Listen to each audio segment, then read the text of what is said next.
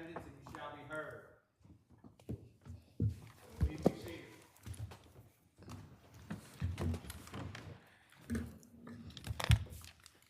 Good afternoon, and welcome to the Appellate Division First Department.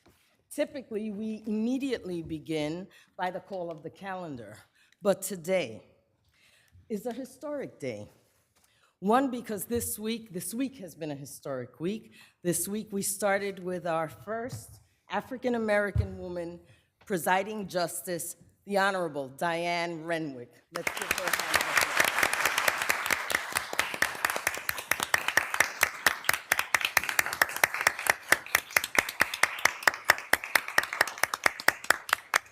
We are obviously very pleased about that. But today I have the honor and high privilege of introducing to the bar two of our newest Associate Justices of the Appellate Division First Department. Justices Yannette M. Rosado on my right,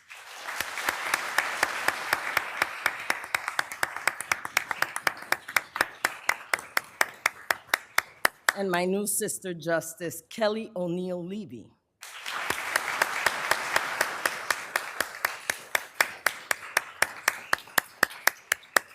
Such an occasion is always special, and I am delighted to have both of these new sisters amongst our ranks. But I am especially happy to welcome my former court attorney to this court, the Honorable Yannette M. Rosado.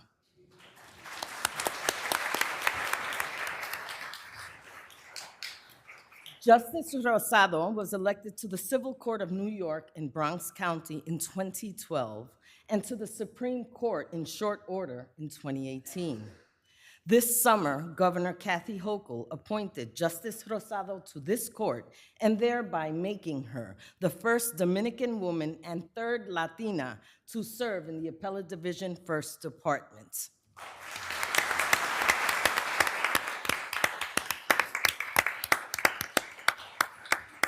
Prior to her election, Justice Rosado served as a criminal defense attorney with the Legal Aid Society, as an attorney representing children at the Children's Law Center, and as principal court attorney to 3 Supreme Court justices. And for the first time in history, 2 of those justices are sitting in this court and on this panel. My colleague, Justice Manny Mendez, Justice Robert Torres, and yours truly. Concomitantly, Justice Rosado also served as an adjunct professor at Ostos Community College until spring of 2021, and as a lecturer for the New York State Judicial Institute. Justice Rosado comes to the court with wide experience in multiple courts in New York State. She has served in the Bronx Family Court and in the Supreme Court civil term, criminal term, and matrimonial part. Since 2021, she was entrusted with presiding over the Bronx Integrated Domestic Violence part. In addition to her professional work, Justice Rosado is a tireless advocate that is committed to her community, both civic and professional. Her contributions to the bar, judicial, and legal associations are countless, but include her service as a commissioner of the Franklin H. Williams Commission and work as board director of the Latino Judges Association, the Bronx Women's Bar Association, the National Association of Women Judges, just to name a few. As your mentor, Yannette, and as my sister, I could not be prouder or happier. Thank you.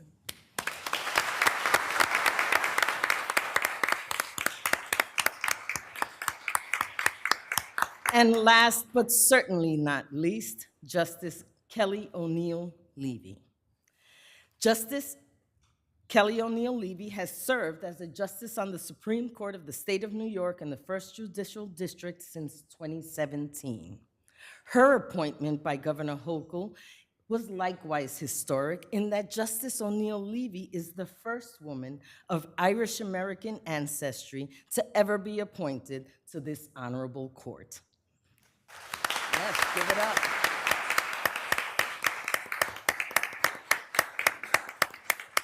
This is particularly special for Justice O'Neill Levy, as her parents were first-generation Americans to our country, and she still has family that have remained in Ireland.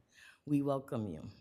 Now, prior to Justice O'Neill Levy, prior to becoming a justice, she was elected to the Civil Court of the City of New York in New York County in 2010, where she was assigned to various courts over the years, including Family Court in Bronx County, New York County Supreme Court, as an administrative judge of the Harlem Community Justice Center, and as an acting Supreme Court justice until her election in 2017.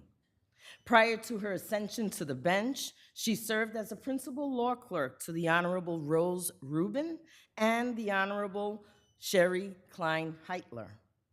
Justice O'Neill Levy, too, has a distinguished history of service to the community and the bar, which includes her work as president of the Brennan Irish American Law Society. I hope I said that right.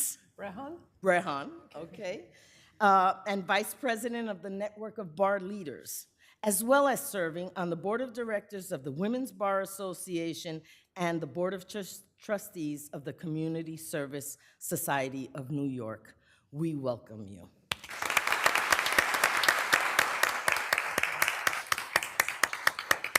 And now for the call of the calendar. I will give a moment for my colleagues. Thank you.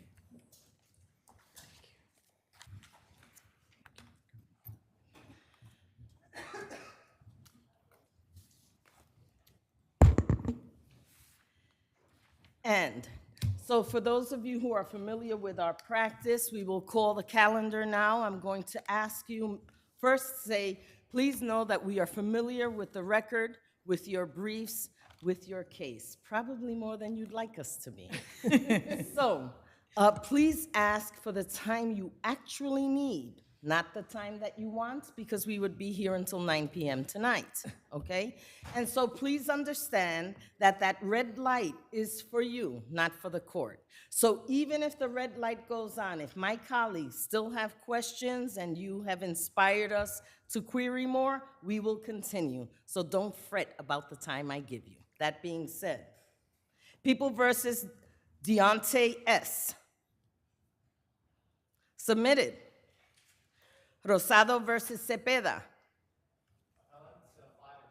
Okay. Respondent 5, please. Perfect. 5 and 2 and 5. C. Serrina is submitted.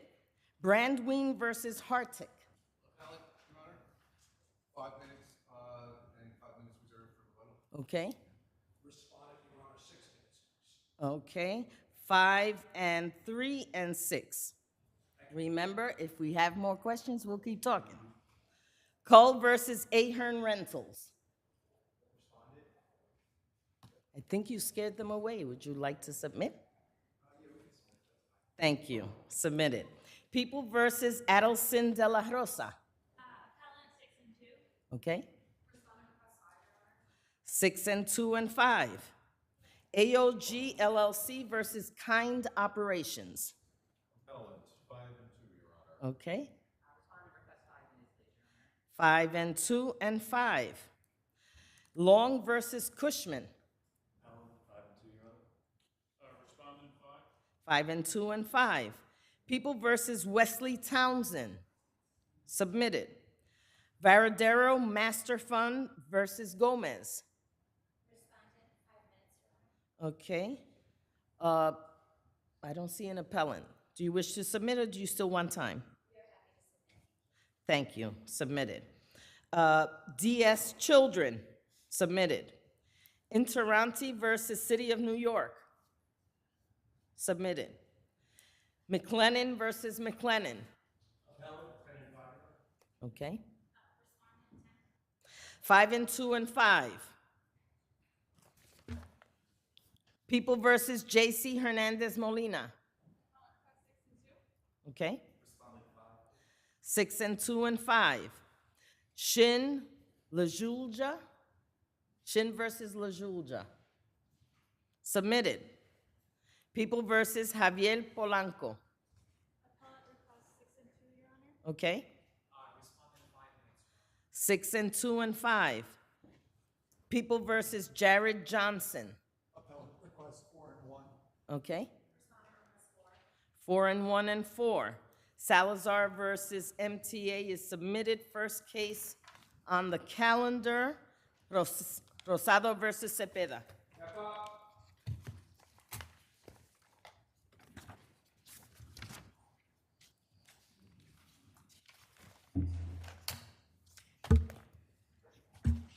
You may proceed.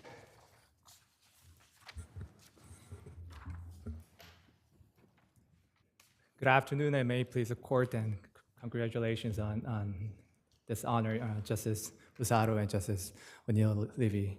My name is Jung Hoon Young, and I represent the appellant. In this case, the lower court should have granted the motion to renew because there are reasonable justifications for the inability to submit the new evidence at the time of the original motion. For the deposition testimonies, they were unavailable because the plaintiff filed an early motion. And we were also looking for the driver, Mr. Cepeda, as he was unavailable, and therefore those testimonies could not be submitted. As for the documents relating to this other truck with the license plate number ending in 46, and just for the sake of convenience, I'll call it truck number 46. Those documents, while they existed at the time of the original motion, neither party was aware of the relevance or the significance of those documents, because if you look at the pleadings, respondent never mentioned anything about truck number 46 or the discrepancy between the police report and the rental agreement.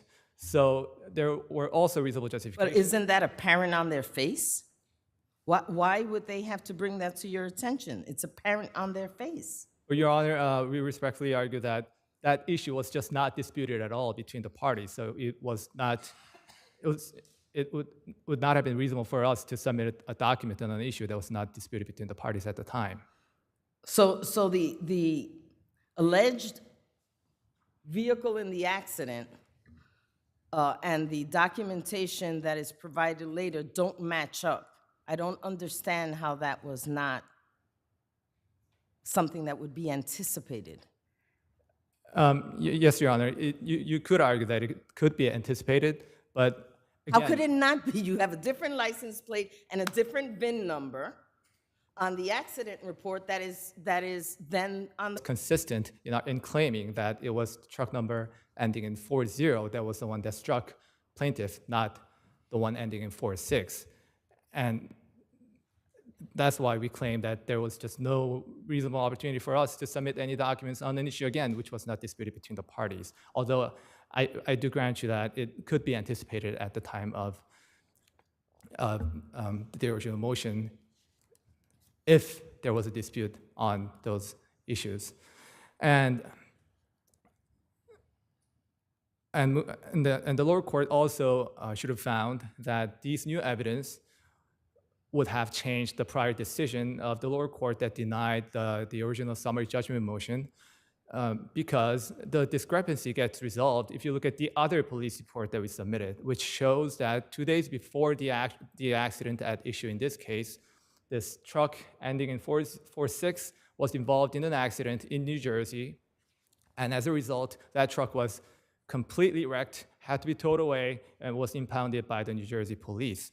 And that condition remained as of August 28th, a day after the accident, meaning from August 25th to August 28th, this truck number ending in 46 could not be operated by Mr. Cepeda, the driver. But even if that's the case, that somehow it's truck number 46 that Cepeda is operating, there are still issues of fact, aren't there, when you factor in his statements to the plaintiff's attorney that somehow there was something wrong with the brakes, and I don't think it's clear as to who he works for. Does he work for Just for Wheels? Does he work for Tuckerman? There are many issues. Even the rental agreement that you submit don't have him as the driver of the vehicle. Someone else is supposed to be the driver of the vehicle that was involved in the accident. So with all these issues that are floating around, How could you get summary judgment? Yes, Your Honor. Excuse me. Yes, Your Honor. On the first point regarding the statements between plaintiff's counsel and the driver, Mr. Cepeda, we submit that that evidence is inadmissible hearsay. Not only was it improper, but it Is not an admission by Mr. Cepeda that there was something wrong with the brakes? You can answer. it could be admissible as against Mr. Cepeda, but not as against just Four Wheels. There's Who's responsible for maintaining the vehicle? we argue that the driver, or I should say the lessee of the vehicle, is responsible for the maintenance. And to get back to the other point about how Who was the last party that actually inspected the vehicle? according to the record, it was just Four Wheels. The third-party vendor that just Four Wheels used. Okay, you'll have time on rebuttal. Thank you, Your Honor.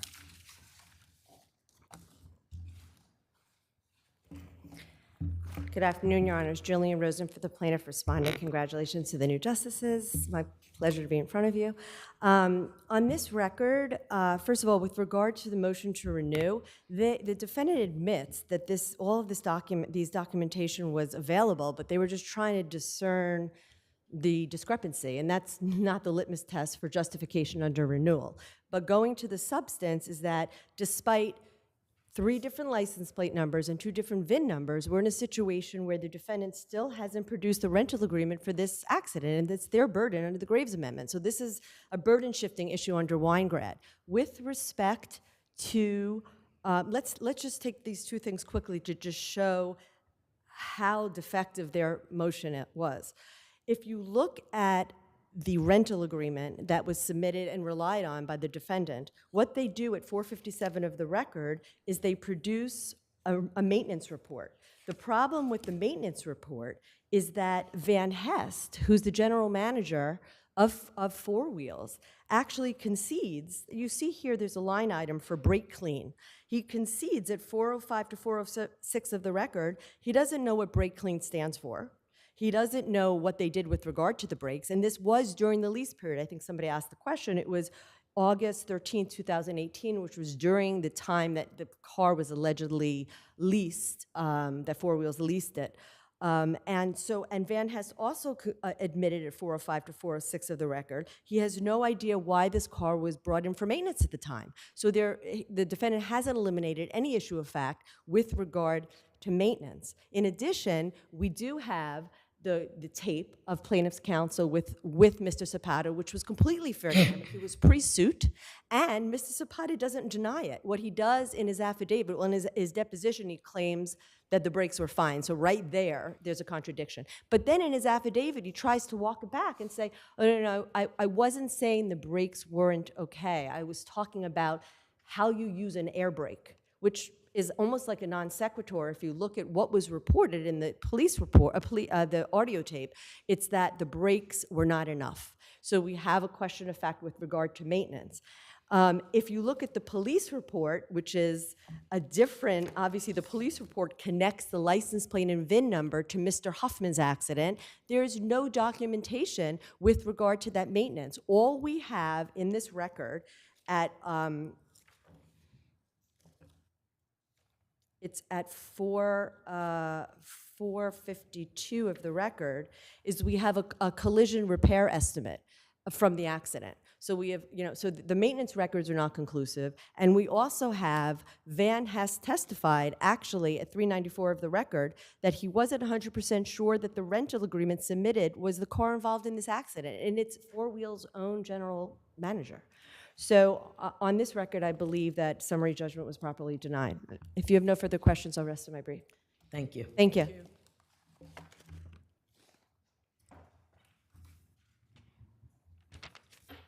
You may proceed. Just one point, Your Honor. The only evidence regarding the negligent maintenance on Just Four Wheels part comes from that secret recording, which I again emphasize is inadmissible. Okay.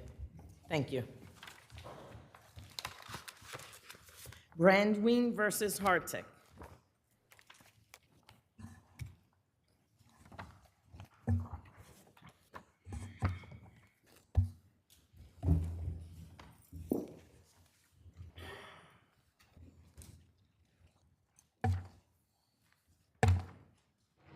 You may proceed.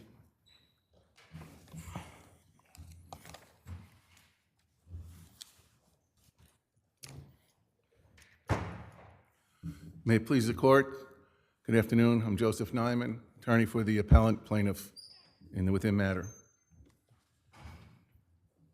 I think that upon reviewing the record, where the court below stated, Israel is the locus for the events, damages, witnesses, and documents relevant to this action. And I believe that the court simply got that wrong, while arguably, for the first cause of action, it may be the case that Israel is the locus there. But for the second, third, and fourth causes of action, Israel is not only not the proper venue, but in fact, the venue of least accommodation.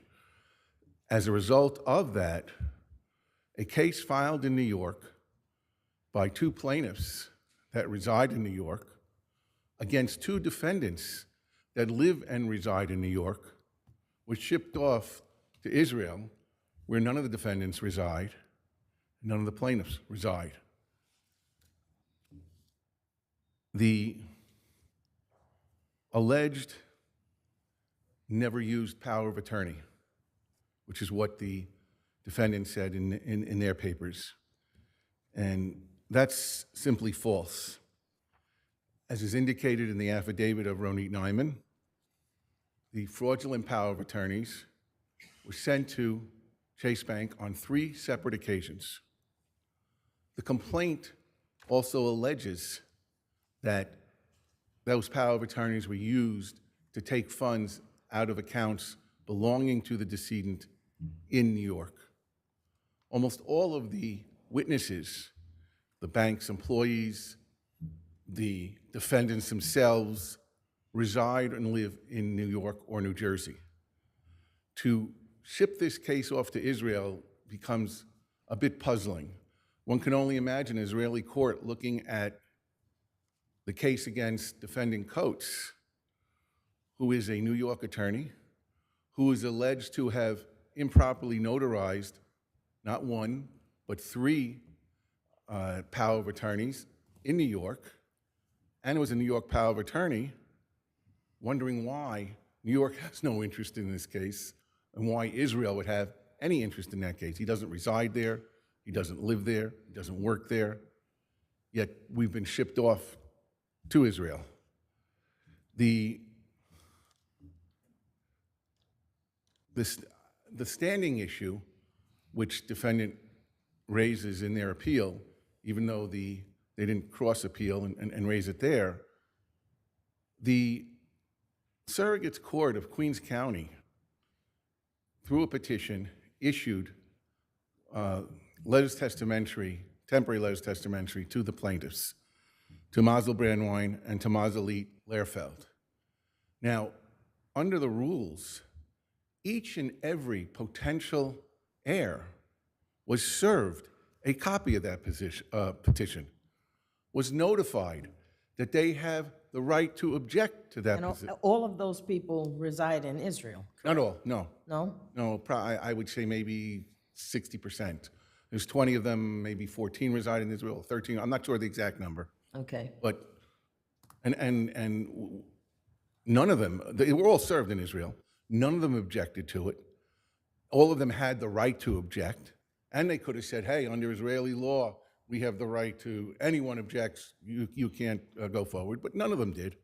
And in fact, just to make the court happy, I guess, I had them sign statements that they approved of Ms. Brandwein and Ms. Lehrfeld to operate as the administrators, which, by the way, under the will, they are the listed executors for the respondent to claim that clearly the decedent wanted this to proceed in Israel because they filed the will under Israeli law is utter nonsense. But don't those statements need to be notarized? I'm sorry, no, they weren't notarized. They were? No, They were not. no. Don't they need to be notarized? Well, when you say they need to be notarized, Right, so that somebody assumes they signs a needed to, document that's that gonna, assumes we needed to have them in the first place. yes, They don't have a standing, the defendant had no standing to challenge the surrogate's court's ruling. There's no requirement that there's no requirement that we even get them. There's a requirement that we serve them, that we file an affidavit of service, and that's what we did. There's not a single thing in our petition that they can point to that was false. So, and when you say it wasn't, one of the reasons it wasn't notarized, I had a limited amount of time to get this. These are people in Israel, and I don't. And it was a question, not a statement, by the way. I'm sorry? He asked you a question, it wasn't a declaration. Yes, I understand. Right. Am I not answering the question? No, no, no.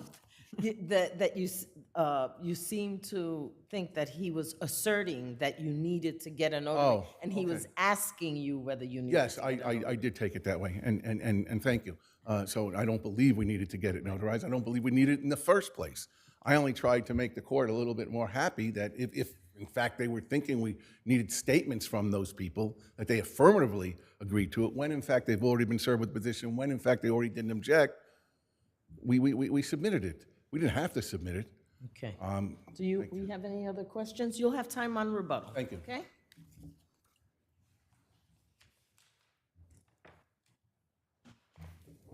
I'll ask you the same question.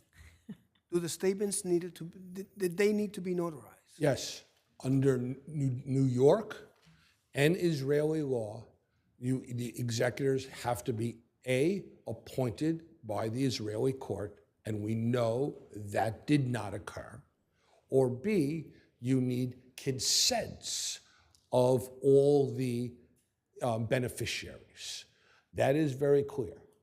What we have here are virtually 24 identical, almost verbatim consents, no flags, no apostilles, no notarization. In New York, that would be rejected face down by the surrogate's court. Do we know where these consents were signed? We have no clue. We know that almost every single beneficiary is in Israel. None of these consents were submitted to the surrogate's court. They only popped up, if you will, in response to our motion to dismiss for forum non, to help the court. No, you don't need to help the court. You need consent. And if you look at all the consents, they're virtually identical. And in fact, one of them hems and haws whether there's real consent here. But let's just go back to what the motion court did. They granted a forum non motion, and they dismissed the case in favor of it being brought in Israel. There are four, what I'll call mishmashed causes of action. The first says elder abuse, physical, mental, and wrongful death, intentional, negligent infliction. That all took place in Israel, correct? The husband. Where Mr. Hartig apparently resided with Ms. Greenberg, the decedent, you have in the very apartment in issue. Justice Shulman, you have a husband and wife here. Keep in mind, the executor here, the plaintiff, is not the executor of the husband. So you have a couple, both died in Israel. We have an Israeli will. We have guardians appointed by the Israeli court to protect this decedent. Where are they? In Israel. We have issues of manipulation of the husband who is in the case, but plaintiffs have no standing. Where did the manipulation take place? That's the second cause of action. Where did the manipulation take place? In Israel. Concerning money to buy an apartment in Israel, with an Israel closing and an Israeli transaction where the husband and wife then live. And so am I right that the one connection of New York to that particular set of facts is that the money, it is alleged that part of the money at least was taken out of a New York bank account? That is not in the complaint. Okay, That there is no reference to that in the complaint. okay. Okay, it comes up in the affidavit. And when you parse through and you go back to Chambers and look for that record site that says it's a New York bank, you're really not going to find that. That's the illusion. But then, if you look at the record, I believe it's 284, paragraph 4, okay, that money, that manipulated money, was the husband's, not who plaintiffs represent. Now, they say it's marital funds, but they admit, oh, the law of Israel governs marital funds. So there is no basis for the second cause of action, this manipulation of an elderly gentleman who is sick in Israel has no connection to New York. The third cause of action, also a mishmash, conversion, theft, attempted theft, elder financial abuse. The allegation is the court-appointed Israeli guardians asked my client to give money to help fund the maintenance and support of the decedent, who was then hospitalized in Israel, who then died in Israel, who had an Israeli will, and the plaintiffs here were designated the executors in Israel, to be the executors in Israel. Guess what? They abdicated their responsibility and they chose not to become the executors in Israel under the will. They did a little forum shopping and came to New York. But that, So in any event, counsel, would you agree that if this case is in Israel, where you believe it belongs, then whatever information they need from New York, it could be easily resolved through virtual proceeding, correct? no. We have, well, are you saying if it's in New York or in Israel? In Israel, in other words, if you needed information from New York, you didn't have to force the New York people to Oh, come to Israel. no, that's very easy. If You you're do in to the Israel, internet. Banks are pleased to Zoom. They don't want to show up. Banks are pleased to give documents. So it would not be, it would be more inconvenient for Israel to come here rather than from here to go there. You got it right. The hardship, that's one of the forum non-factors. The hardship, my clients can't defend themselves in the United States because no one of these people are going to come to Israel. We have no way to compel them. But if it's in Israel, my clients go to Israel, and the plaintiffs frequently go to Israel. I see my time is up, but I would like a couple moments, with the court's permission, just to deal with the fourth cause of action, the power of attorney. I'm going to give you 30 seconds. got it. Talk fast. You got it. I'm from Queens. The power of attorney was revoked. Okay. B, you cannot say it was used. There was an attempt, and that cause of action is called, like this one, attempted theft. Didn't know there was a civil cause of action for attempted theft. The banks rejected it. So you have a power of attorney that was rejected, a power of attorney that was revoked. No damages. Nothing happened. So you have a cause of action. I think we got it. You got it. My 30 seconds is done. Yes. I'm quick. Thank you. All right. And your adversary has 2 minutes on rebuttal. Thank you, Your Honor. I think there's either an oversimplification or overcomplication of the second cause of action. The second cause of action merely states that defendant received marital funds that he was not entitled to under Israeli law, and thus is under quantum merit and under unjust enrichment is obligated to give those funds back.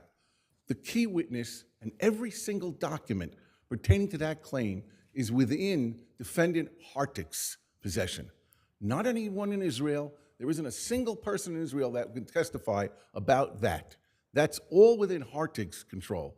They also seem to forget the fact Didn't Hartick live in this very apartment at issue here? he did not live there. He had an apartment which he used on vacations and stuff like that. But he lived, according to him, either in Pennsylvania or in New York, where he had a condominium that he'd lived in for years in New York, and some vacation rental in Pennsylvania. But And a home in Israel. and an apartment in Israel that was purchased with marital funds. And all of the information regarding that purchase is within Hartick's possession. not with any other witness in Israel. And what respondent forgets is that there's a claim that he took funds from New York banks with forged power of attorneys. Because he says we didn't use it, that's the standard on these pleadings. Well, I'm sure that there's a paper trail with whatever bank conveyed $700,000 worth of funds, because I know no bank that does that without a paper trail, right? Clearly, we're not just talking about that, though. We're talking about actual funds in Ms. Greenberg's account that the defendant stole in New York with a phony New York power of attorney that was signed by a New York attorney. And we can't bring that action in New York? I would just close with, imagine Ms. Greenberg didn't pass away, and she brought these claims in New York against these defendants. Would for a second, a court entertain that those claims did not belong in New York? We're talking that those are apples and oranges, though. Thank you. Thank you. Thank you. Thank you so much. People versus Adelson de la Rosa.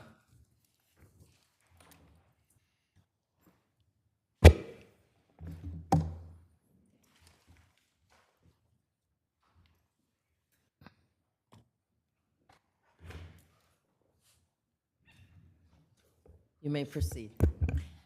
Good afternoon, and may it please the court. Alexandra Ricks, Office of the Appellate Defender for Adelson de la Rosa. Mr. de la Rosa's conviction for criminal possession of a weapon in the second degree violates the Second Amendment and must be reversed and that count of the indictment vacated.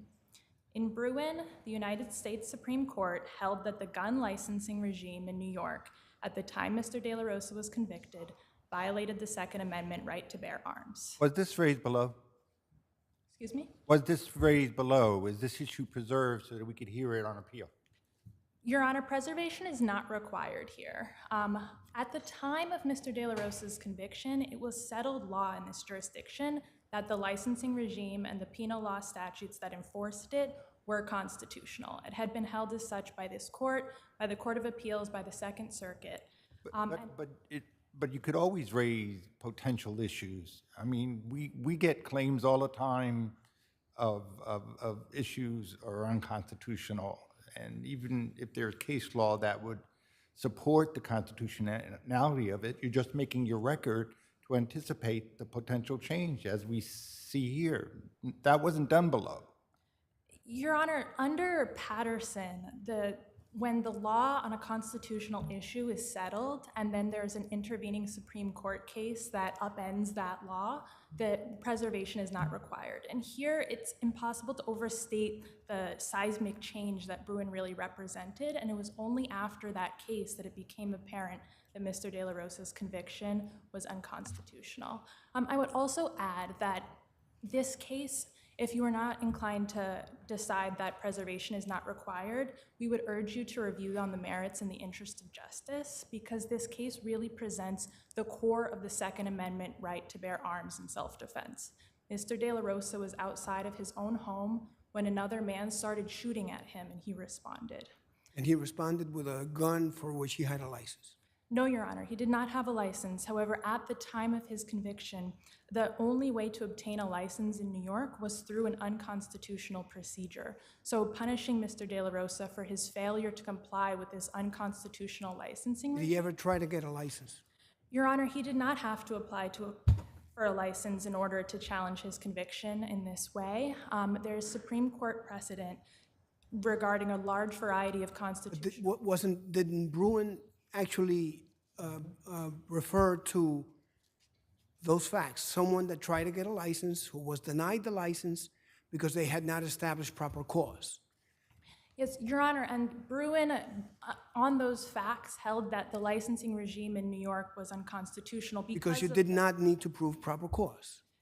Yes, and that means that at the time that Mr. de la Rosa was convicted, that there simply was no constitutional procedure for him to obtain a license. And so There was one. He never tried to get a license.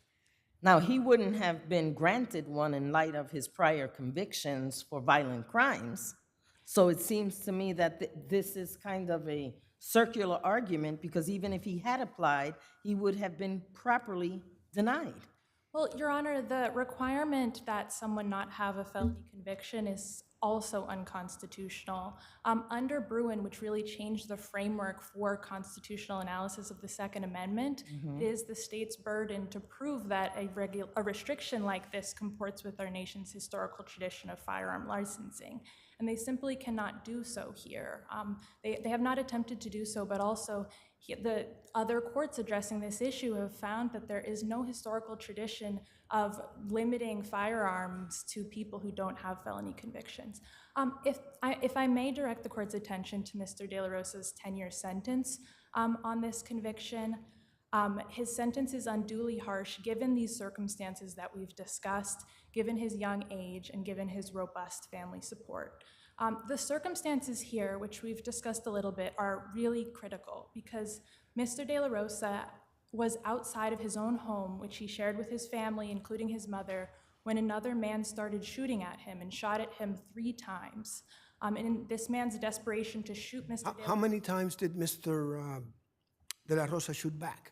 He responded once in self-defense, and there's no suggestion in the record that he hit anything or that he hurt anyone. Someone almost got hit. Yes, by the person who was trying to shoot Mr. De La Rosa. So given that he was acting in self-defense in response to the violence of another... Does he have a clean record? Is this his first arrest? Is this his first contact with the criminal justice system? No, Your Honor. However, his predicate status is reflected in the sentencing range, and we are asking you to reduce his sentence within the range for someone with a predicate. Counsel, wasn't this a plea negotiated by his defense counsel requesting the 10 years? Your Honor, this court has the authority to reduce his sentence untethered to the plea negotiation or to the sentencing court's decision. We would ask that it do so here because in addition to those circumstances, Mr. De La Rosa was a young man. He was 24 years old, which we know from the neuroscientific and psychological research is still well within the time frame that the brain is developing in ways that reduce culpability and make... Also, look, I am very open to that. But when somebody has been given a shot 8 times, 8 YOs, I think he got every break in the book. 8 YOs. I've never seen that. Your Honor, in light of his youth and in light of also his robust family support, we would ask that you reduce his sentence. Thank you. Thank you.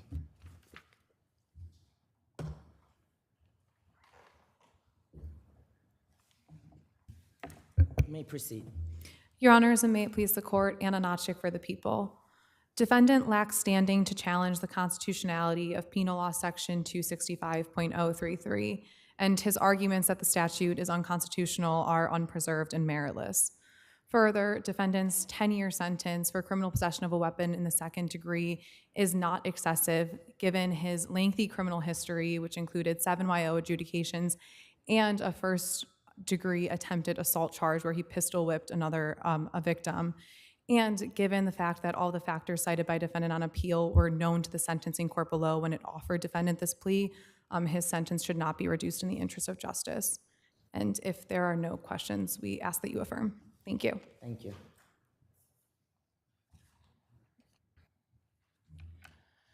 Briefly, Sorry, counsel, are you aware that since the issuance of the Bruin decision in 2022, this department, this court, has issued at least 3 decisions denying the right to be able to advance the constitutional argument you are advancing here on lack of preservation? Are you aware of that? yes, Your Honor. And So what makes this case any different than the 3 prior cases that some of us on this panel have sat on where we denied that right? I appreciate the question. This case really presents the core of what the Second Amendment right to bear arms in self-defense in case of confrontation. That's what the right is. And in this case, Mr. De La Rosa was being shot at and he defended himself. And we would ask that the court consider this case on the merits, given that the core of the Second Amendment, which Bruin deals with, is present here. If there are no further questions, thank you. Thank you. Thank you.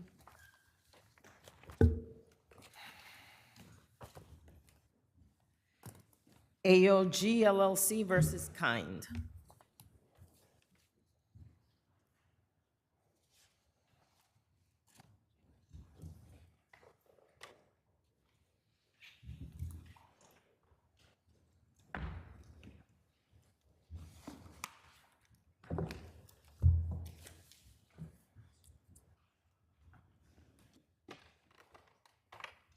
You may proceed.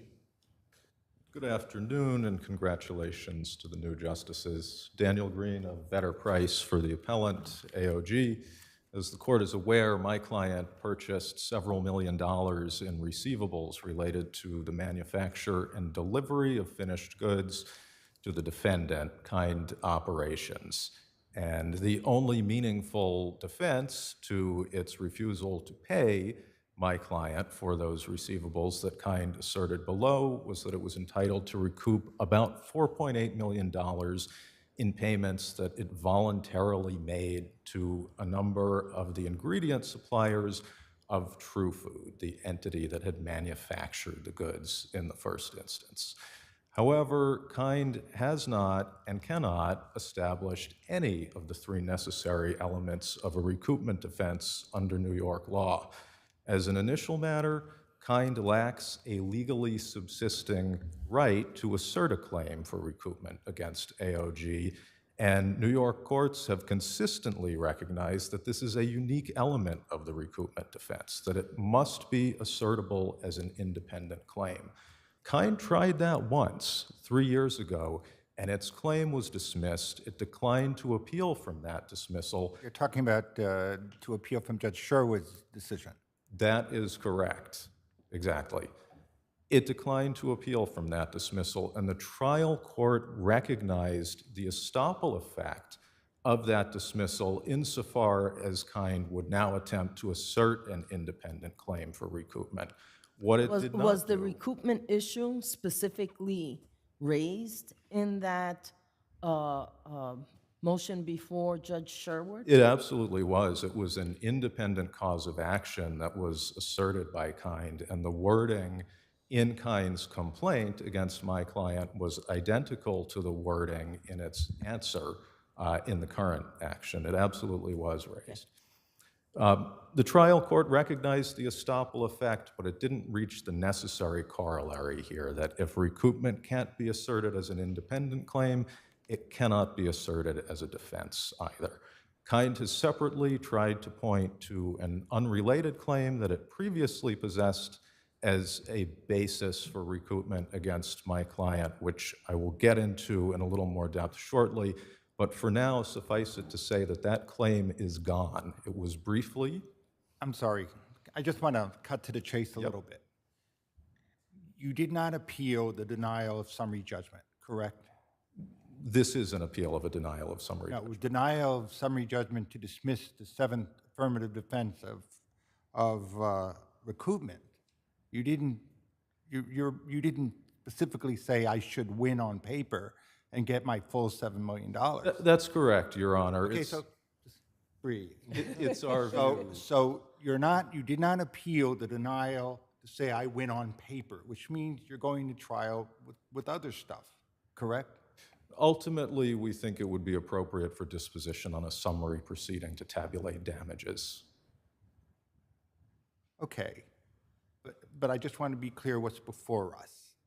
That essentially you were appealing the denial of at least partial summary judgment dismissing the seventh affirmative defense.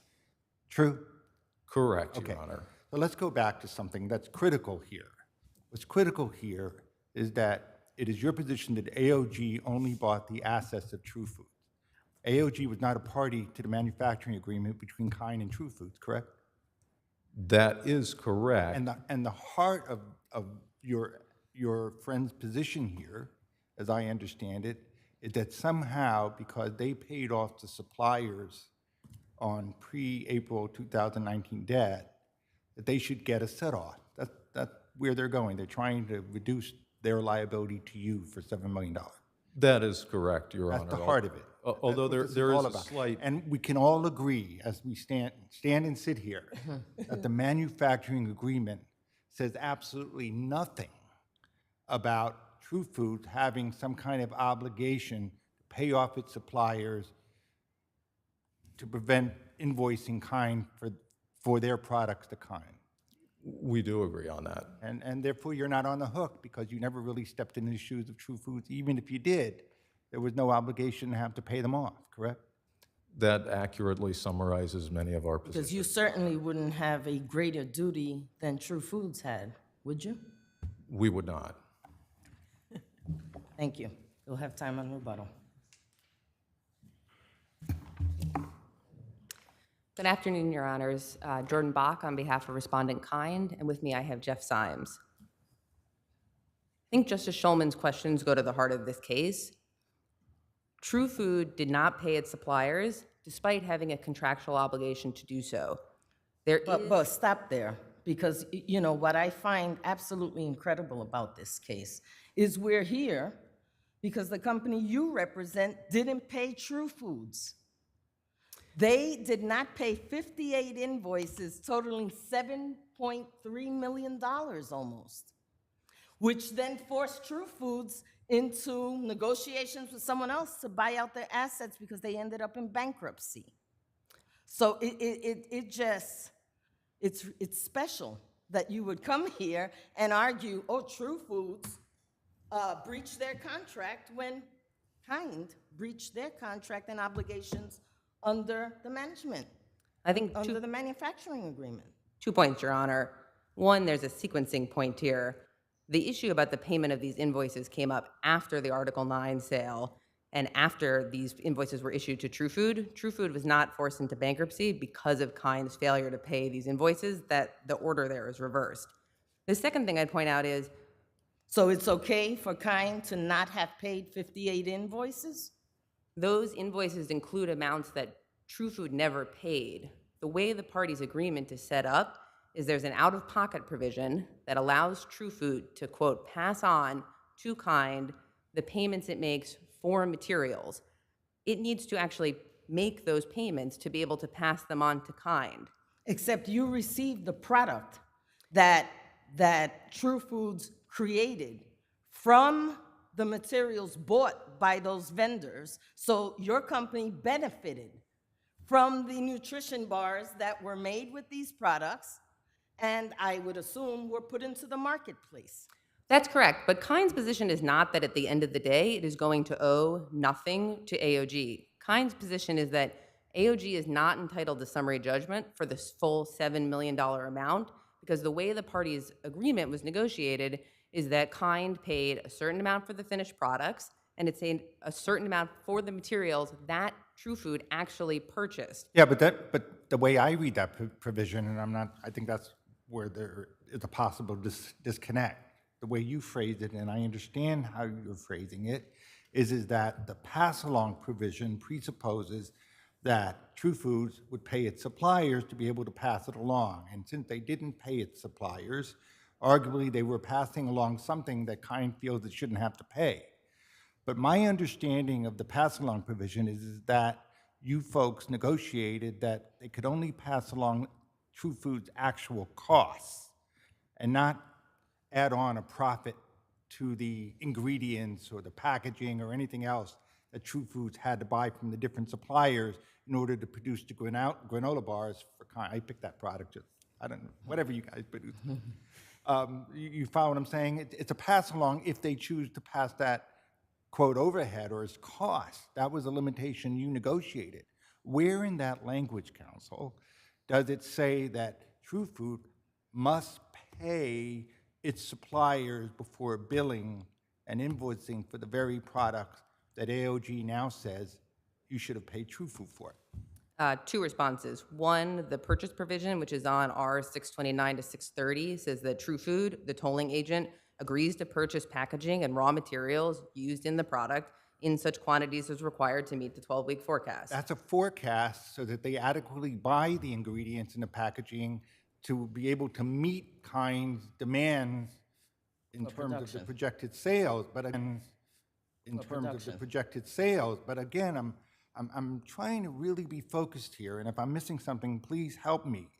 I don't see any language like some kind of condition precedent, like some kind of mandatory language that compels True Food to have paid its suppliers, otherwise they cannot possibly invoice for the very products they sold under the manufacturing agreement. I don't see that language. Please point it out to me. I think it's inherent in what you were asking about. You described it as True Food not being able to, if it receives a discount, it has to pass along that discount.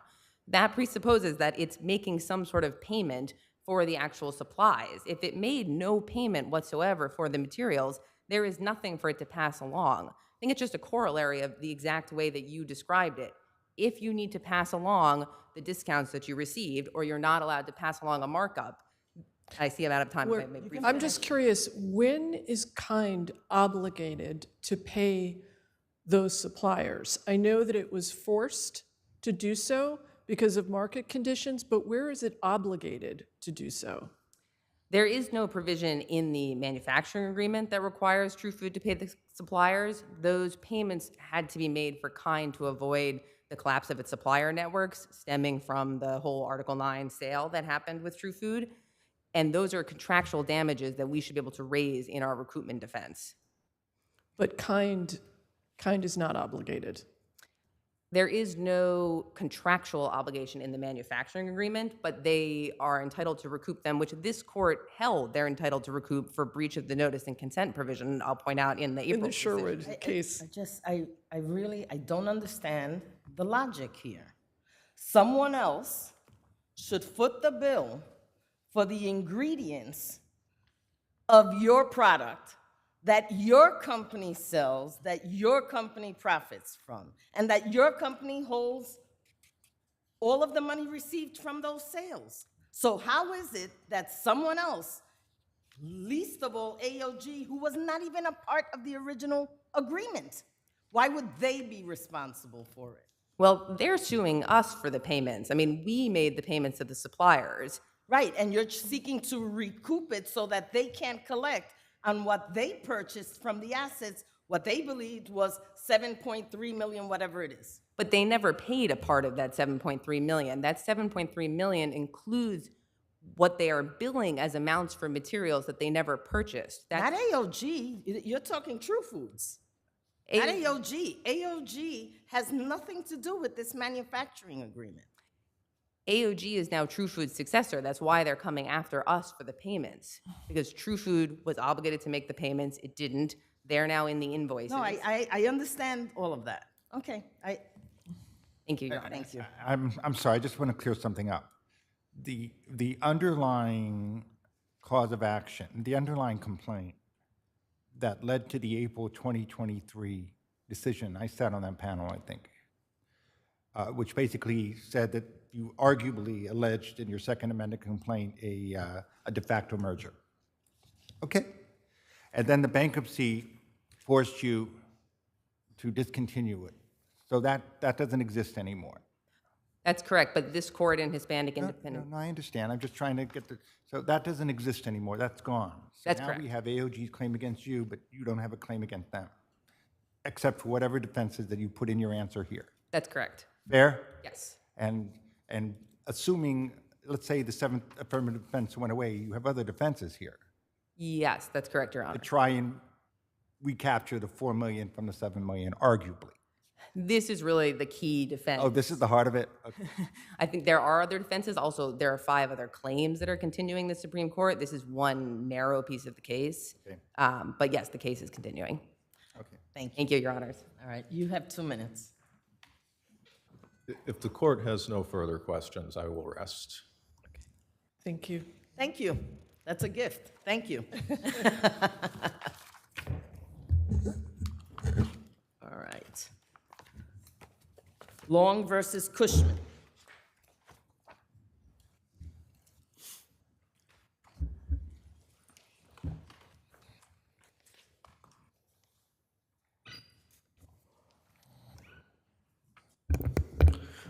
Good afternoon, Your Honors. My name is Chris Theobald of Kahana Feld, and I am appellate counsel for defendant appellant Cushman and Wakefield.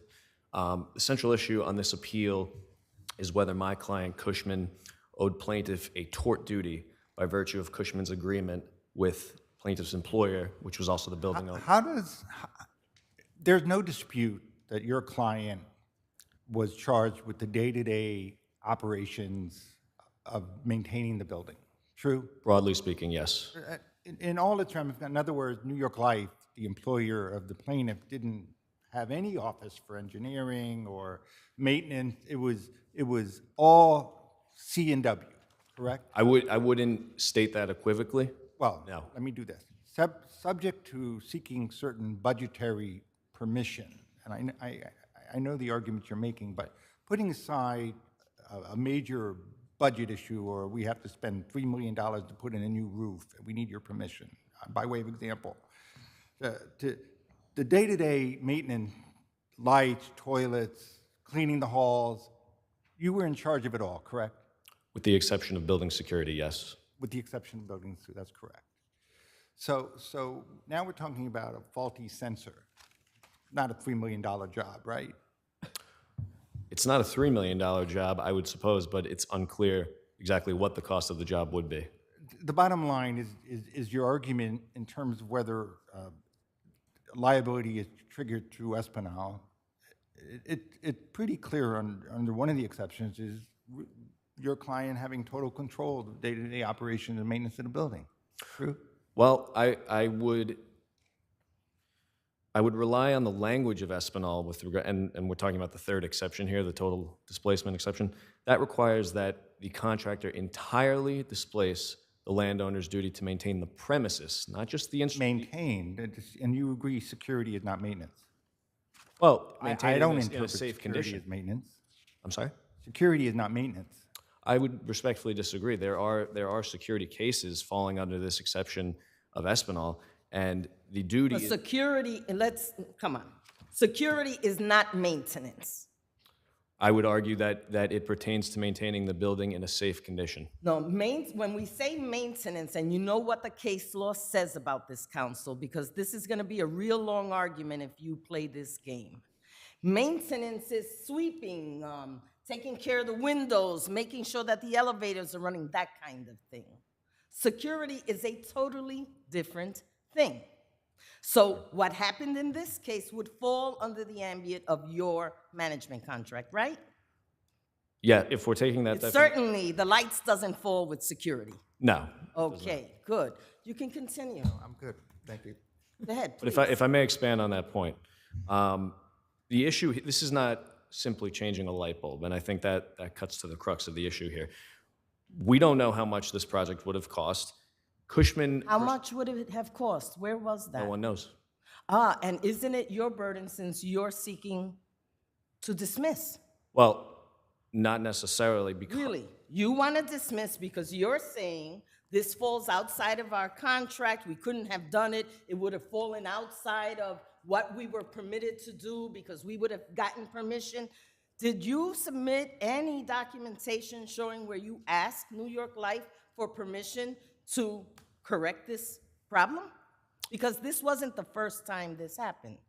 No, it was not. Right, so that your company was aware that there were some complaints about the lights and those sensors going off when people were still in the space. Well, we dispute that. It's disputed whether we had notice of this condition. But the issue on that point is that Cushman personnel said that they could not perform this job. They would need to retain an outside service contractor. And again, what documentation in this record is there that there was a consultation with a lighting expert on sensors such that you would have had to sought permission? What proof, other than your say-so, is there in the record that Cushman did anything to try to document what would be required and that they would require special permission because the cost would have gone over and above the annual budget? Well, it's not. I think we're conflating a few issues here, Your Honor. I don't think I'm conflating anything, but you may continue. Well, putting aside the issue of the cost for one moment, because there's no proof in the record as to that, you're correct. But Cushman's engineering director said that this job could not have been performed by Cushman personnel. I think he has personal knowledge of that sufficient to make that claim and for that to... I don't even know what the job is. Right, nobody does, because there's no But if evidence. he says this job could not be done in-house, it has to be done outside, well, you've got to be able to define what that job is. Agreed. However, we're speaking conditionally here because nobody knows what the defect was because the sensor is not available. There's no proof in the record. There can be no proof in the record. So they assumed Well, that, let me finish my thought. absolutely. They assumed that whatever the cost, whatever the problem could be, the cost to repair it would exceed your authority. Not only that, Was that the assumption? No, there was more to the assumption, and I think it was a very reasonable assumption because the issue appears to be with the light sensor. Cushman personnel, the engineering director said, if it's a light sensor issue, we cannot do it. We're not permitted to do it. And that's fine. I don't have a problem with that, but work this out with me for a second. Does the agreement you have require you to personally do all the maintenance in the building?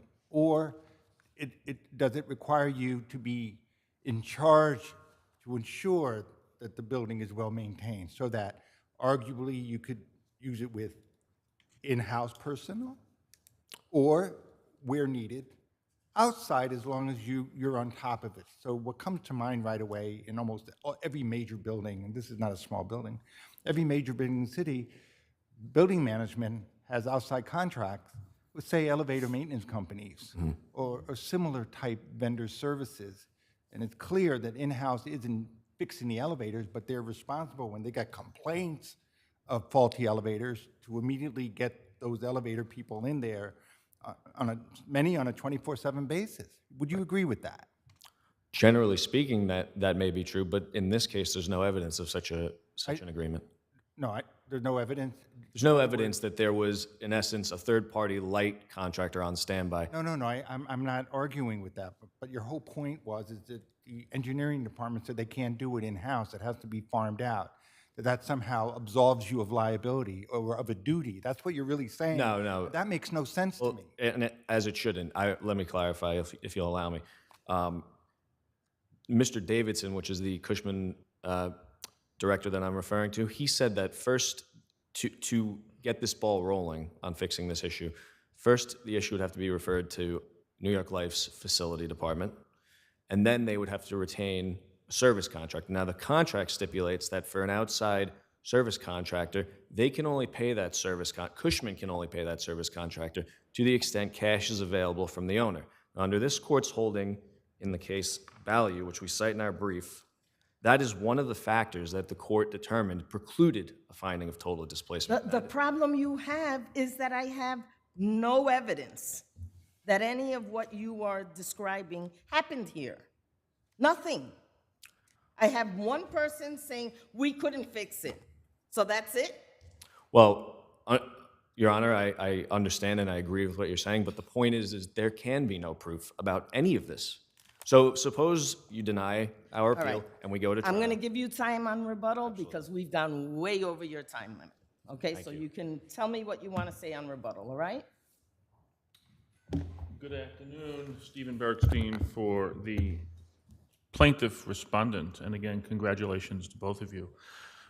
Defendants are making this a little more complicated than it needs to be. The first page of the contract says that Cushman & Wakefield has the sole and exclusive right for the day-to-day operation of the properties to manage, operate, and maintain the properties. That includes lighting. We have two ways to answer the question for long here. First, the contract, and second, deposition testimony. There are cases that say that not only do you look at the contract, you look at the evidence. And deposition testimony says New York Life has no facilities department, no maintenance crew. To the extent Cushman maintains like a repair log. So that facility department that was supposed to approve an electrician doesn't even exist. A jury could find that. We're on summary judgment. So we have irreconcilable testimony here about the existence of a facilities department. Cushman maintains a log, and New York Life doesn't even look at it. So they've completely stepped back from their responsibility to take care of something like this, and this is why summary judgment was denied. Security is not maintenance. It's not. Santiago, the case they rely upon, is distinguishable because it's not a maintenance case. The Ballyou case, there are various factors why this court ruled as it did. You had a third party was actually inspecting the property, and third party handled minor repairs, and the owner only paid for repairs if it had money to do so. I don't think you can say that about New York Life. It's a much larger entity than the entity in Ballyou. You know, the jury can find that New York Life really just stepped back from its obligations to take care of problems such as this. There is an argument about comparative fault that defendant raises on appeal. First, they raise it for the first time on appeal, so it's waived. To the extent it's not waived, they're essentially arguing that plaintiff bears some of the fault here because she didn't have her cell phone with her, and she should have anticipated the lights would go out. The lights were going out periodically, as you mentioned a few minutes ago, that Cushman and Wakefield was made aware of the problem and nobody did anything. But, you know, negligence issues are really for the jury, especially if you're blaming the plaintiff for something. You know, the plaintiff, she was familiar with the territory. It was her cubicle. She knows where the chairs are. Somebody moved the chair. She didn't know about it. It's pitch black. She fell over the chair. She hit her head. It triggered her disability. The cases in defendant's brief really involved people who were in unfamiliar territory, who knew better than to walk around in pitch black without a flashlight or something. That's not really this case here. So for these reasons, we think this court should affirm. And am I right that if the lighting is sensor, to get the light to come back on, she would have to stand up and have motion in the room? Right, you have to wave your hands and walk something, around. So right. That's the problem when the light sensor goes out. Thank you. Yes, I've been in bathrooms when that happens. Not fun. Counsel? Quickly on the point about the facilities department, let's assume it doesn't exist. There's conflicting testimony as to that, but assuming it doesn't exist, the fact still remains that New York Life exerts control via the contract over Cushman's ability to pay an outside service contractor. So taking the Counsel, I seriously doubt that Cushman has to call the principals of New York Life to purchase $1,000 worth of toilet paper for the building, right? So it's really because you have a huge budget for the management of this building on an annual basis. And I would imagine there's a spreadsheet and it documents year by year, we spend this much on cleaning windows, this much on, et cetera, right? Correct. And I would imagine there's an open line for unanticipated problems. And again, I have nothing in the record to show me that the cost to repair this problem exceeded what was left on that line. I agree, there is no such evidence. Okay, If there are no further questions, I'll rest on my briefs. thank you so much. Thank you.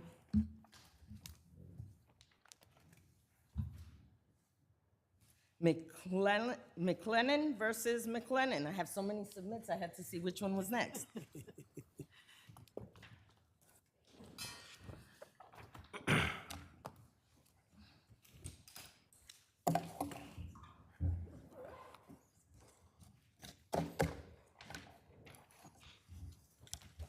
You may proceed.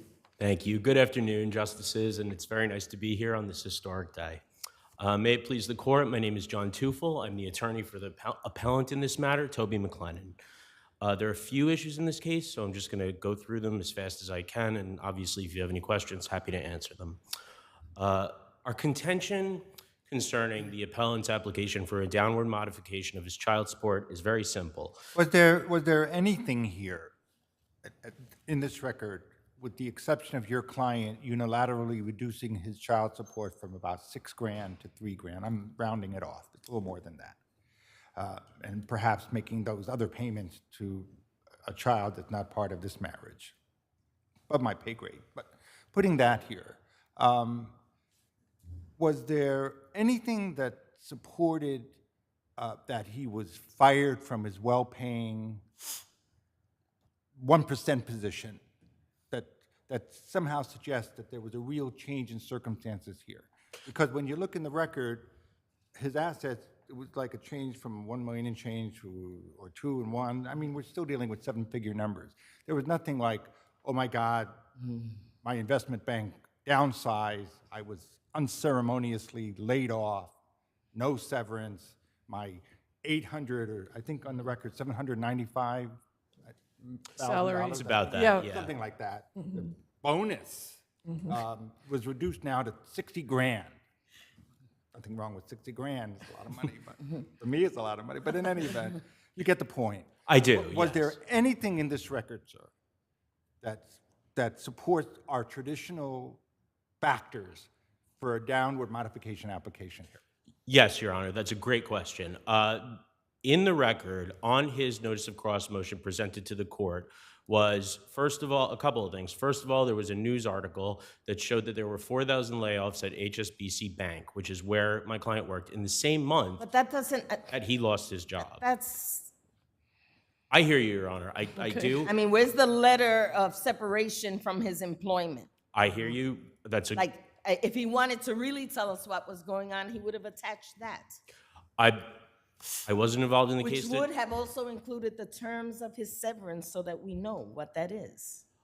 I would say this, he also included a tax return showing his income for 2020 and showing that that income was earned from unemployment insurance. His income was $32,000 for that year. There was no evidence of any severance. He told the court exactly what it was he was earning. And in addition to that, he did provide these news reports and said, I was laid off. I think, Counsel. yes. Why did he wait for her to move for post-judgment, to move for downward modification? Why didn't he go for the downward modification in 2020 when he made the $32,000? I think that's a great question, Your Honor. I think that, honestly, there are a lot of reasons why he may not have wanted to. I think there's a natural human optimism to think, I'm going to turn this around, I'm going to get a job. There was a lot of evidence presented of his job hunt. I mean, this guy dedicated his life to finding a new job. I believe he thought he would get a new job. When did he begin looking for a new job? According to the record that he provided the court, as soon as he lost this job. I thought it was a year after. No, that is not accurate. The record indicates that he started his job hunt, first of all, speaking to people, started meeting with other corporate executives, started sending out LinkedIn applications. All of this happened, I would say, I know for a fact that the first 8 weeks he provided specific names of corporations and individuals who he spoke to about a job. Yes. Okay. But was he going on vacation, taking trips? Yes, that's the 8-week period, yes. And he started his job hunt in that first 8-week period. I would emphasize that at this juncture, it is on him to make a prima facie case of a substantial and unanticipated change in circumstances warranting a hearing. And he understands, of course, that paying $6,600 in child support to the third child he had out of wedlock does not constitute a change of circumstance. He did not even ask for that, Your Honor. But yet he reduces a monthly child support arrangement of, I think, $7,000 and change per month, and unilaterally changes it to $3,500 a month while still paying $6,600 for one child. So his two first children get shortchanged by half. And the second and the third child gets $6,600 while two have to share $3,500?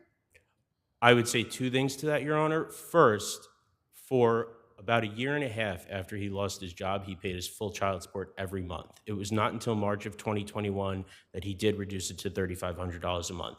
He did reduce it, that is accurate, but it was a year and a half of unemployment before he did that, while he was spending down his assets that entire time. You understand how his math is problematic. 2 versus 1, 3,500 versus 6,600. There's something really wrong with that.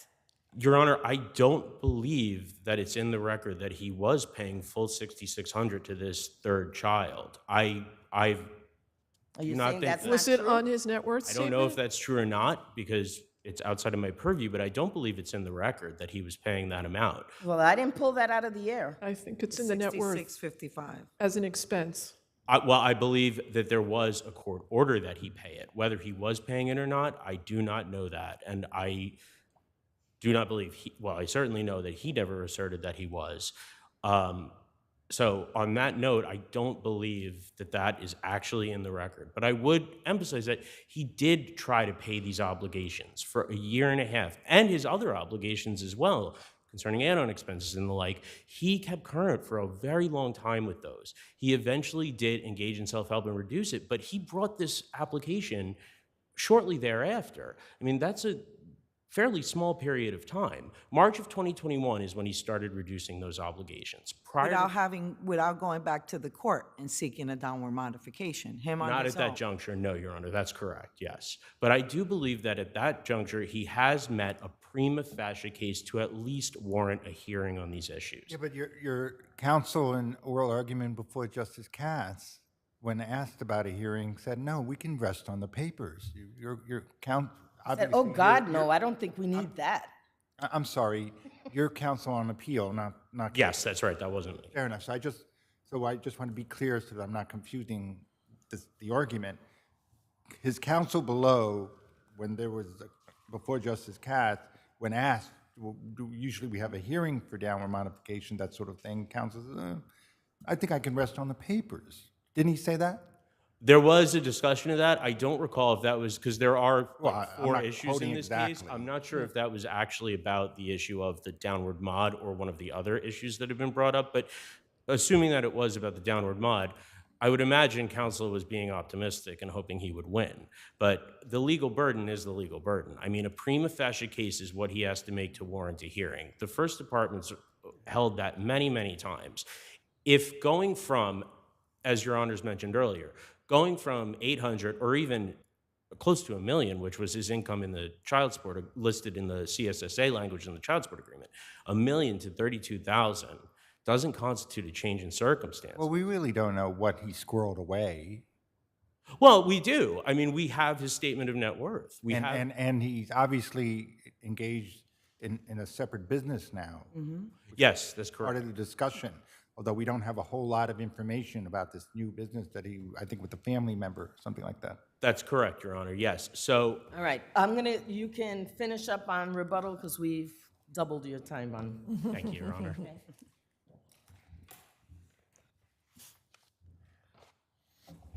Good afternoon, Your Honors, and may it please the court. On this first issue of child support modification, I would point out that the points the court has made are absolutely correct. First, defendant's counsel at the hearing did specifically say that he was certainly hoped there would not be a hearing on this issue. He certainly hoped the court could decide this on the papers. That was in the record at page 39, and it was with respect to this issue. As far as the documents that the defendant appellant produced in order to support his prima facie case, he talks about this single 2020 tax return. This motion was filed in February of 2022. He didn't provide a single document showing what income he may or may not have received in 2021. He mentioned that he was starting a new business. It was an offshoot of his brother's very successful East Asian business. He provided no financial documents, and when the court pointed that out to him, he said, oh, we don't have a corporate tax return yet. But this court knows every business has financial records. Businesses have financial statements. They have bank statements. Last time I checked, we're all supposed to file income taxes every year. Correct, Your Honor. And there was no tax return filed for 2021. There were no financial records for this business for 2021. With respect to the job loss, he claims he lost the job in July of 2019. The article he included in the record specifically said HSBC was laying off people in order to focus on the East Asian markets, which the defendant was a specialist in. So it made no sense to those reading this article as to why the defendant would lose his job and be laid off in this mass exodus when his specialty is the one they were choosing to focus on. And he did then take 8 weeks and attend the Rugby World Cup in Asia, and he spent 6 weeks in Europe, and he went to London to spend Christmas with his family. And even as these proceedings were going on, he was in the Caribbean with his girlfriend. So there was And of course, we don't begrudge him his right to travel. Absolutely not, Your Honor. Pay your child support while you're doing it. Correct. If you're going to claim there is a substantial change in circumstances supporting a request for downward modification, you must show that your lifestyle has reduced at the same time.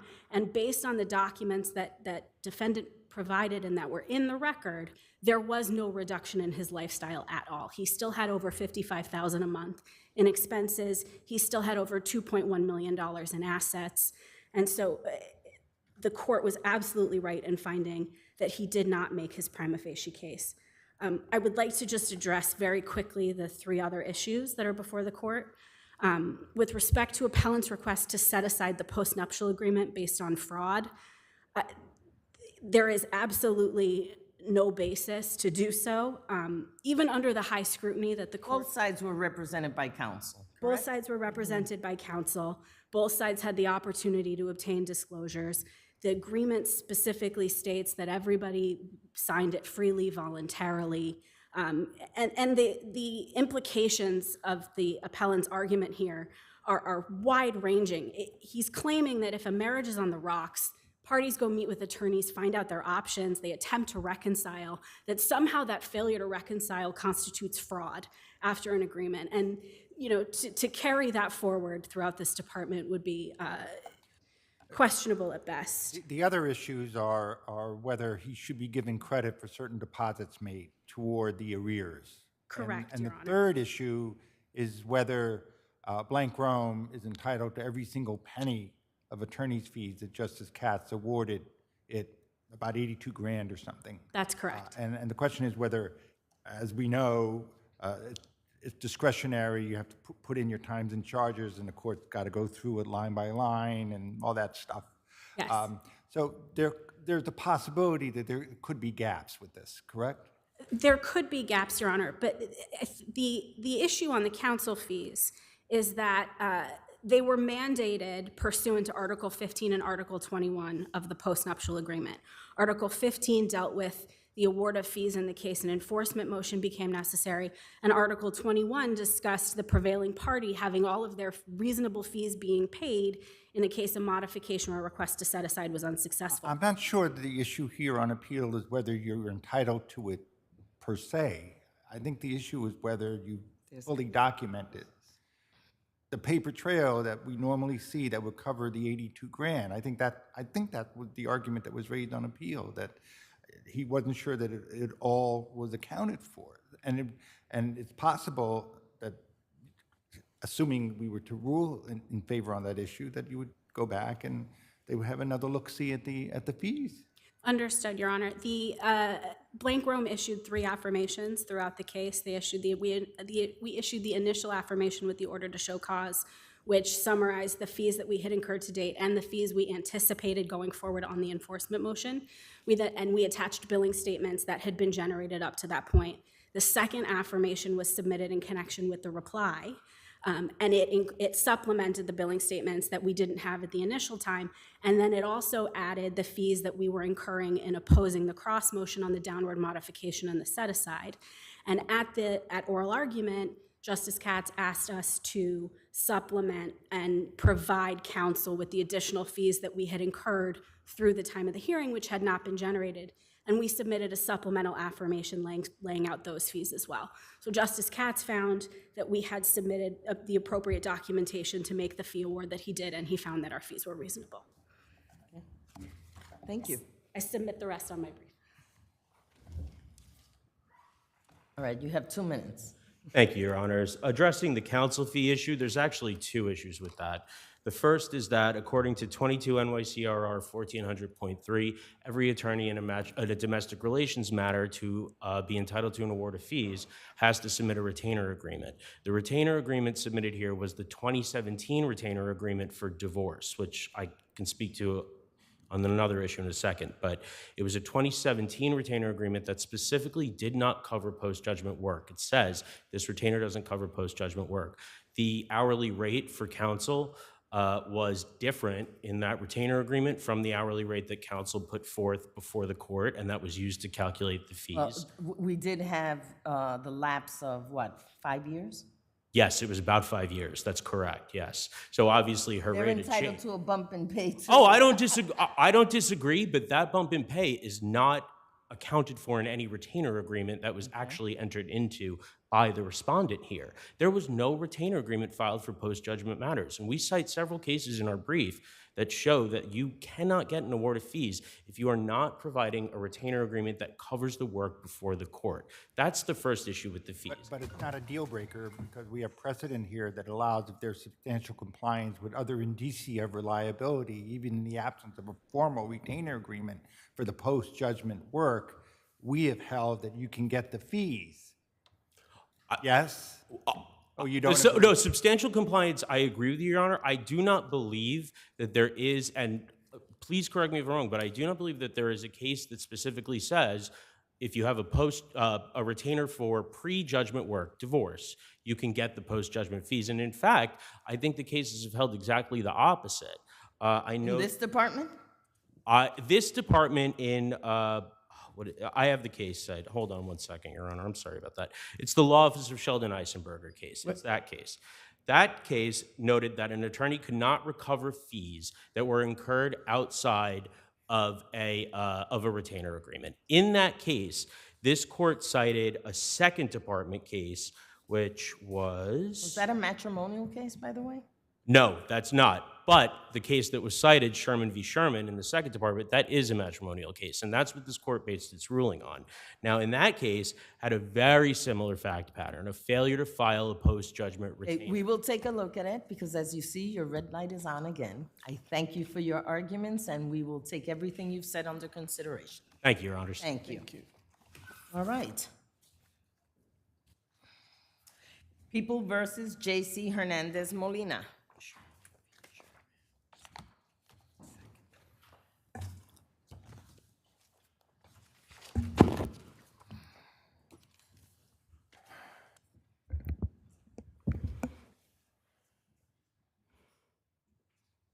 You may proceed.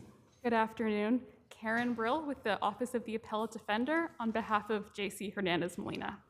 When the trial court below learned that Mr. Hernandez Molina wanted new counsel, it committed clear and reversible error by responding, quote, "I haven't even heard the application," and then without allowing Mr. Hernandez Molina to actually make that application and explain why he wanted new counsel, deciding the application is denied. As this court held in Resherup just last year, when the court denies a request for new counsel without making any inquiry and without giving defendant any opportunity to explain the basis for the request, a new trial is required. And that's exactly what happened here. The court clearly understood Mr. Hernandez Molina wanted a new attorney, but it did not give him an opportunity to explain why. As this court has held not only in Resherup, but also in McCummings, in Branham, in Rodriguez, among other cases, at a very minimum, when a court learns that a defendant wants a new attorney, the court cannot deny the request without allowing the defendant to explain why. That impermissible cutoff is exactly what happened here. The single question the court asked before denying the application was to confirm that Mr. Hernandez Molina had not made a previous substitution request. There is no case that exists that says a court can simply refuse to entertain a substitution request so long as it's the first one. And in fact, both Rodriguez and Bryan hold that even where the timing may merit some skepticism, the person still must be given that opportunity to explain the basis for their request. And that is what did not happen here. Ultimately, a court cannot validly deny a substitution request that it refuses to hear. Because Mr. Hernandez Molina did not have that meaningful opportunity to be heard, a new trial is required. Unless there are any questions about the substitution request, I'll rest my time. Thank you. Thank you.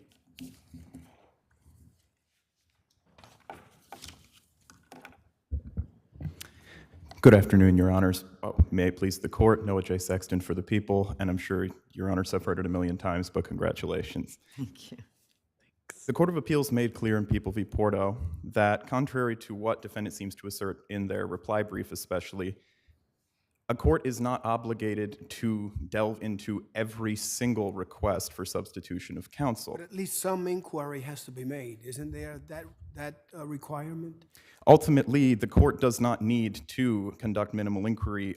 Not even ask a question as to why is it that you want a new attorney? I mean, he had, in a way, or defense counsel had already stated he was unhappy with his attorney. Right. Under Porto, Now, that's... Does the defendant need to address the court and let the court know why is it that the defendant is unhappy with his or her attorney?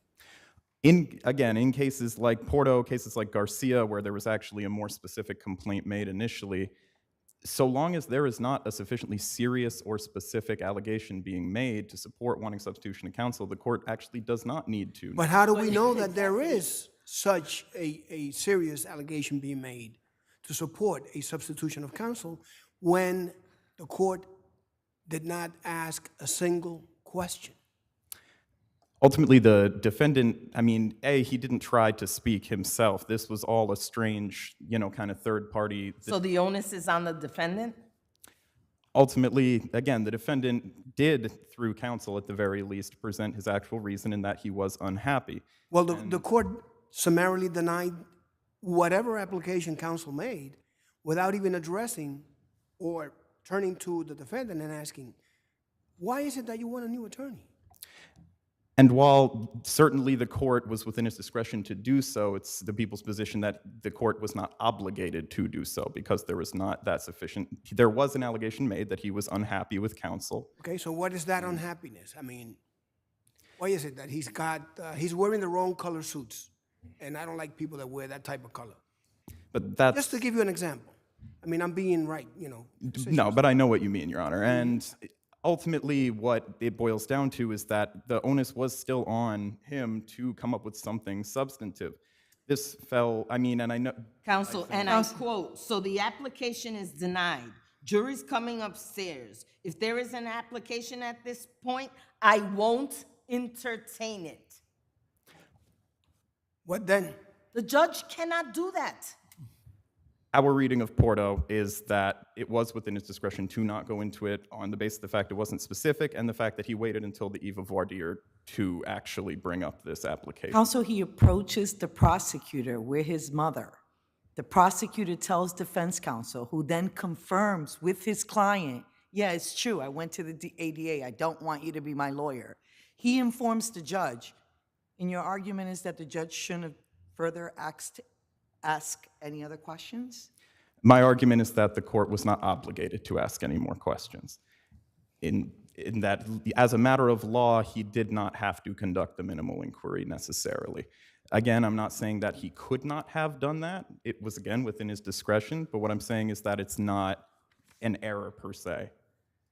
Now, ultimately, this is very similar to, or rather, it just kind of shows how the bar is set high for when you come out of the gate asking for substitution of counsel, either through counsel or yourself. People v. Garcia, which we referred to in our brief.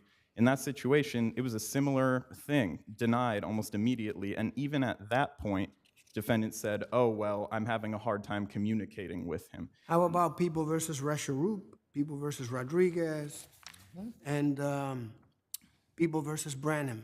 People versus Branham is one thing specifically that is distinguishable in the sense that, he was denied any kind of inquiry, in that case, the defendant.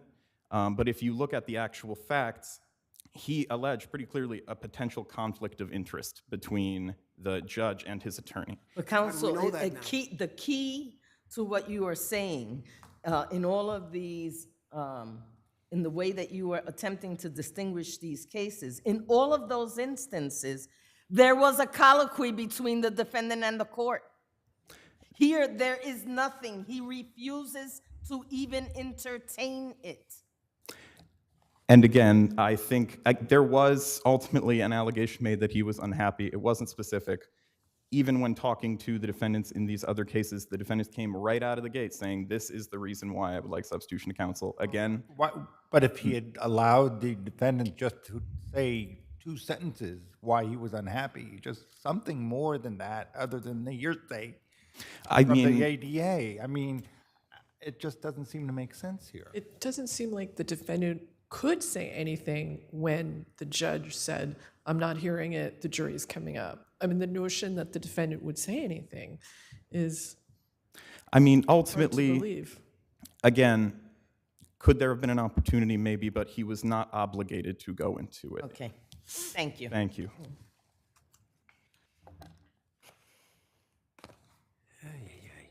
Counsel? Thank you. What Porto assumes is that someone has the opportunity to be heard in the first place. And what it decides is that if they've had the opportunity to be heard, and in there's nothing serious, you don't have to inquire further. Here, Mr. Hernandez was cut off before that opportunity to be heard ever happened. In Garcia, which respondent relies on, this court actually held that Garcia had, quote, an ample opportunity to be heard. That didn't happen here.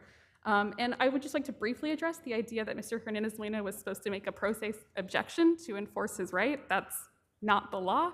He is someone who wanted counsel. That was the whole point here. He was a first-time criminal defendant, and he relied on his attorney to convey his request for the court. The court's obligation was to ask a single question. And here, what was unusual, as my colleague pointed out, the defendant went to the district attorney first. Exactly, and that just underlines what seems to have been a very tense relationship between him and his attorney. Since he was not given the opportunity to speak at all about why he wanted his counsel relieved, we ask this court to reverse. Thank you. Thank you. Thank you. All right. People versus Javier Polanco.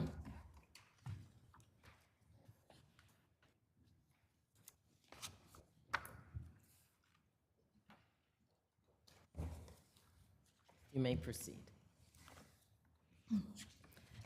Thank you, Your Honors. Good afternoon, and may it please the court. Katia Barone from the Center for Appellate Litigation for Appellant Javier Polanco. Mr. Polanco's conviction should be reversed because his trial was severely impaired by improper identification testimony, and the prosecution's case against him was saturated with reasonable doubt. Central to both of these points is a hopelessly blurry video of a robbery that the prosecution attempts to cobble together with additional surveillance footage to paint Mr. Polanco as the second assailant.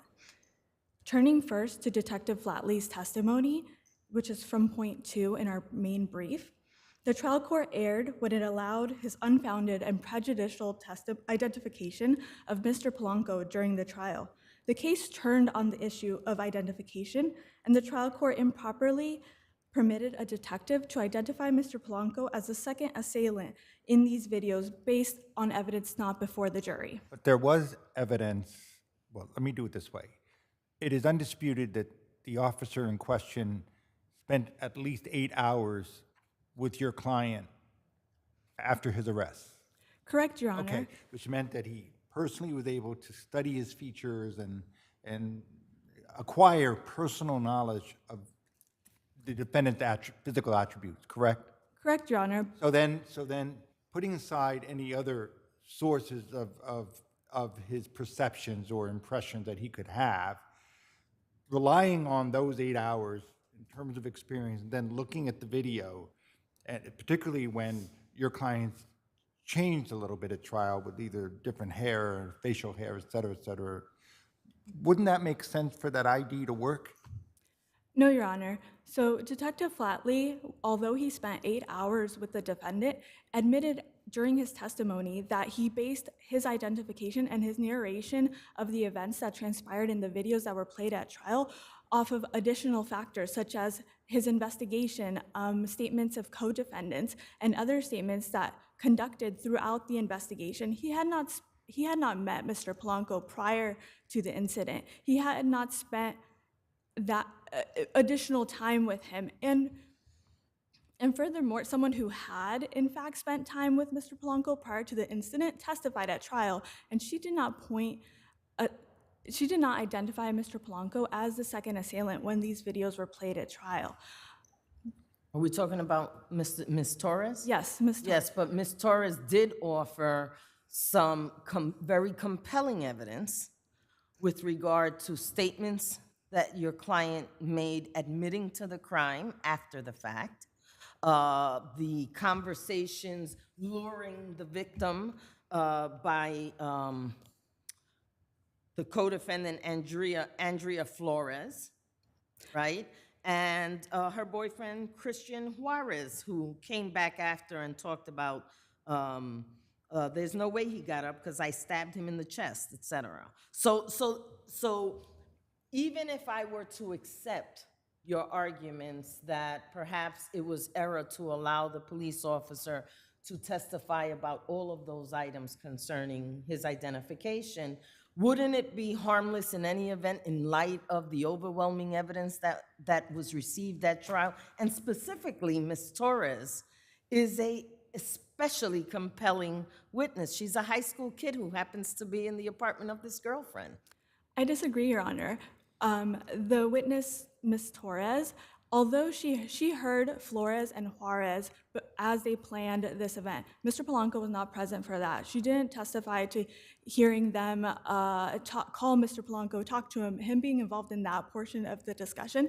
What she alleged to have heard was a whispered conversation between Mr. Polanco and Juarez about something having taken place and clothes having I don't know changed. about you, but if I'm in an apartment with people who I think just violently attacked somebody and they're whispering, I'd be paying real close attention to make sure I'm not next. Well, Your Honor. So the fact that she would hear, that to me is not surprising, counsel.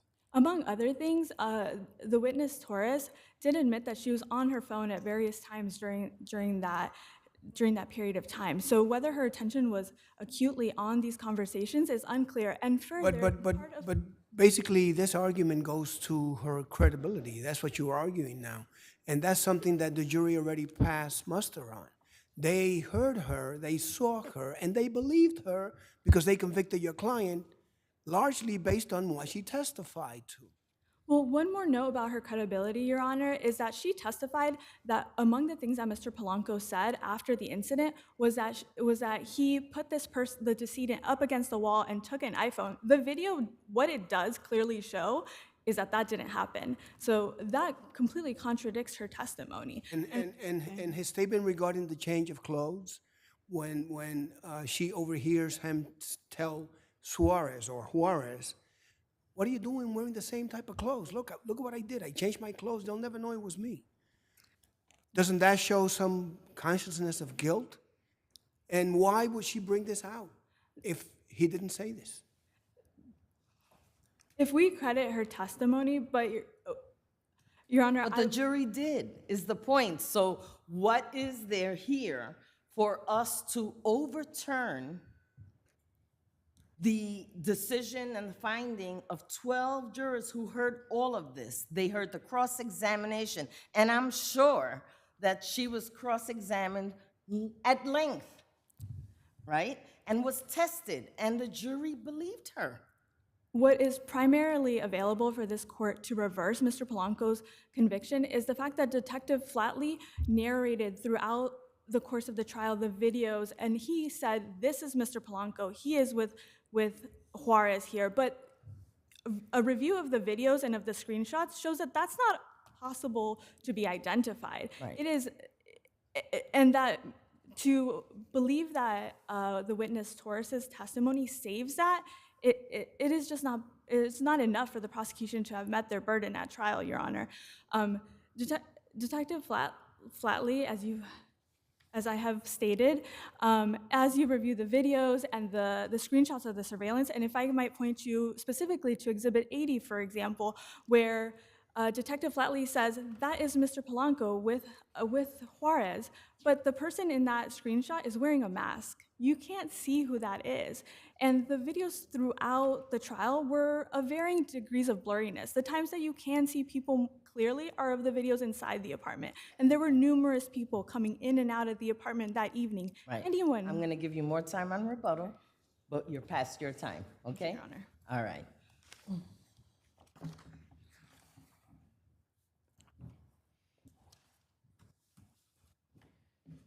May it please the court. My name is Amir Kedmati on behalf of the respondent, the people of the state of New York. Good afternoon, Your Honors, and congratulations for your appointment.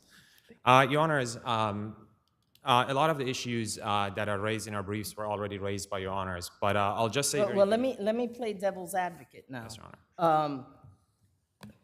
This police officer is allowed to identify somebody wearing a mask, which clearly, unless he's Superman and has X-ray vision, he cannot do. So is that not an error? It is not, Your Honor. Detective Flatley's... On the basis of what can he identify somebody with a mask?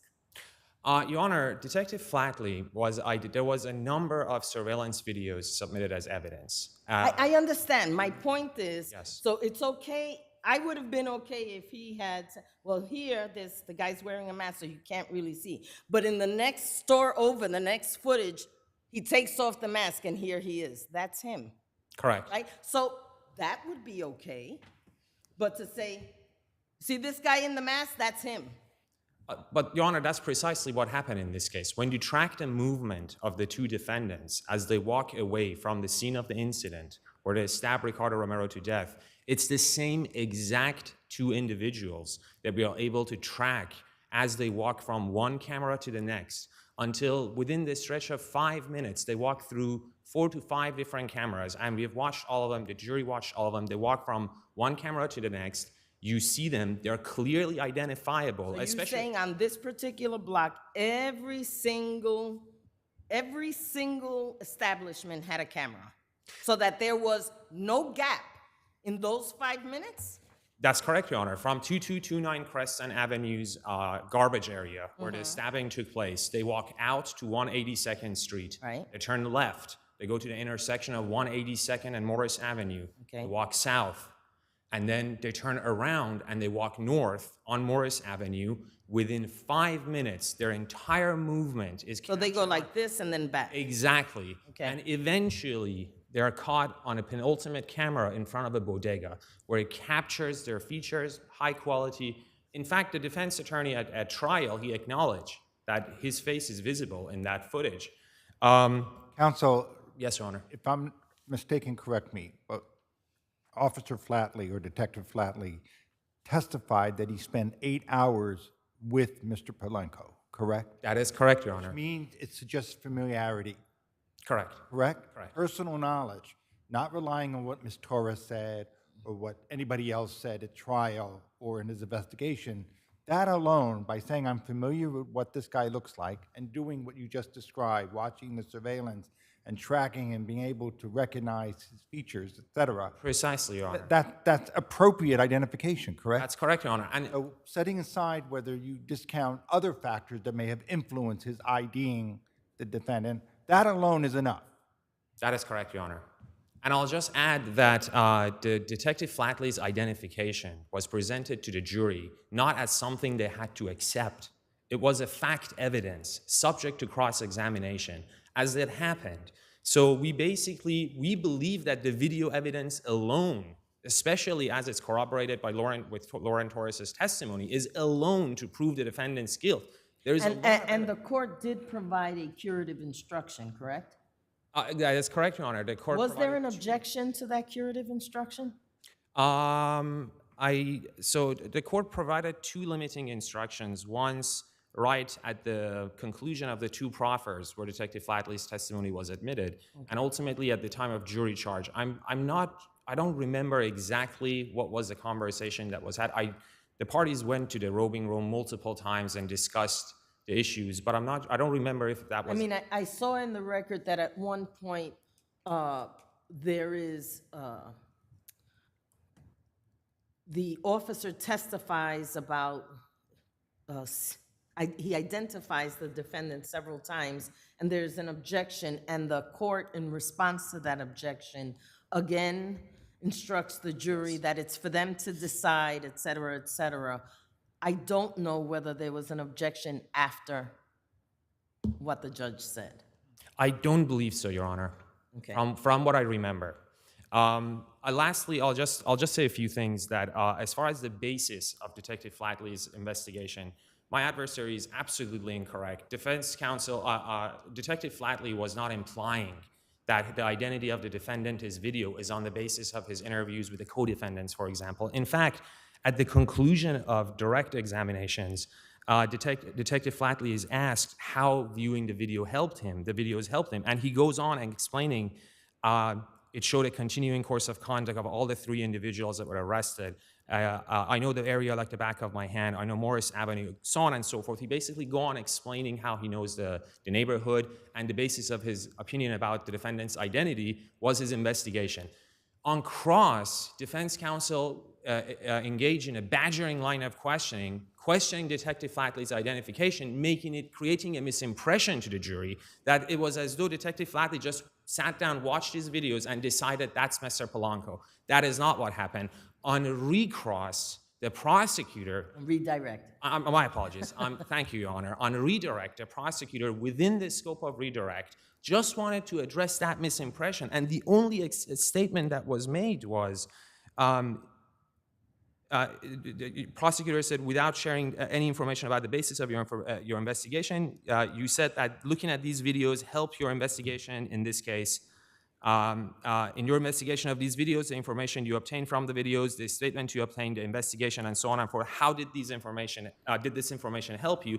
And Detective Flatley only said, yes, that information helped me in my investigation. And that was the only reference, alleged reference, to co-defendant statements. And lastly, I'm going to rest on my brief as far as the credibility of Lauren Torres. I've addressed all of those issues. All of the arguments that they raise about the inconsistencies in her testimony are meritless. A close look at the evidence shows that there were no inconsistencies, and they're easily explained away by the limitations on what she could see or hear from the different parties. With that, Your Honors, unless you have any further questions, I'll rest on my brief. Thank you. Thank you. You have 2 minutes. Thank you, Your Honor. First, I'd like to address my adversary's point about how the 2 assailants could be tracked throughout the entirety of the videos. That's not true. The only person that can be tracked from one video to the next, to the next, to the next is Juarez. And that's because he's wearing a very distinct jacket with a yellow triangle on the back. And But that if Juarez is accompanied by someone who continues to wear the same type of clothing, can't they assume that it's the same person that's been walking with Juarez from one frame, from one camera to the next, or one block to the next, to the next, to the next?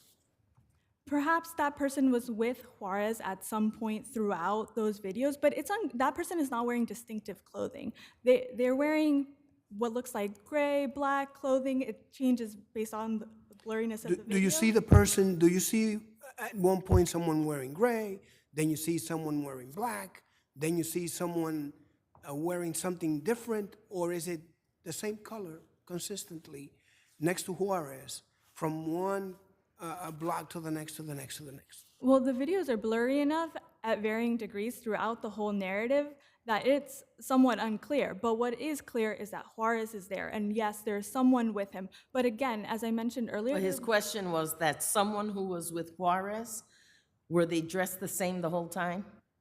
It seemed like they might be, but that, again, is unclear because the videos are extremely unclear. And whoever is the second assailant during the robbery, that video is completely awful. It is really difficult to see much at all. But what you can see is Juarez, because he steps out into the light a little bit, and you see his jacket. You see Flores walk away. You see the decedent, Mr. Romero, fall on the ground and then leave the area. What you don't see is someone coming up, taking his iPhone, pushing him against the wall, which was Torres's testimony. Well, they were outside of the view of the camera at that point, right? They were in the garbage alley area. They were in an alley area, yeah. And so Detective Flatley saying that he knows the area well, that's not enough for him to say that he knew who that second assailant was. To know one neighborhood because he's policed it over several years is not the same as saying that he knows who the second assailant is because he spent 8 hours with that person and can supposedly identify them better than the jury could, which is not credible, Your Honor, and that speaks directly to the harm of the error of allowing Detective Flatley to narrate. Thank you. All right. People versus Gerard Johnson.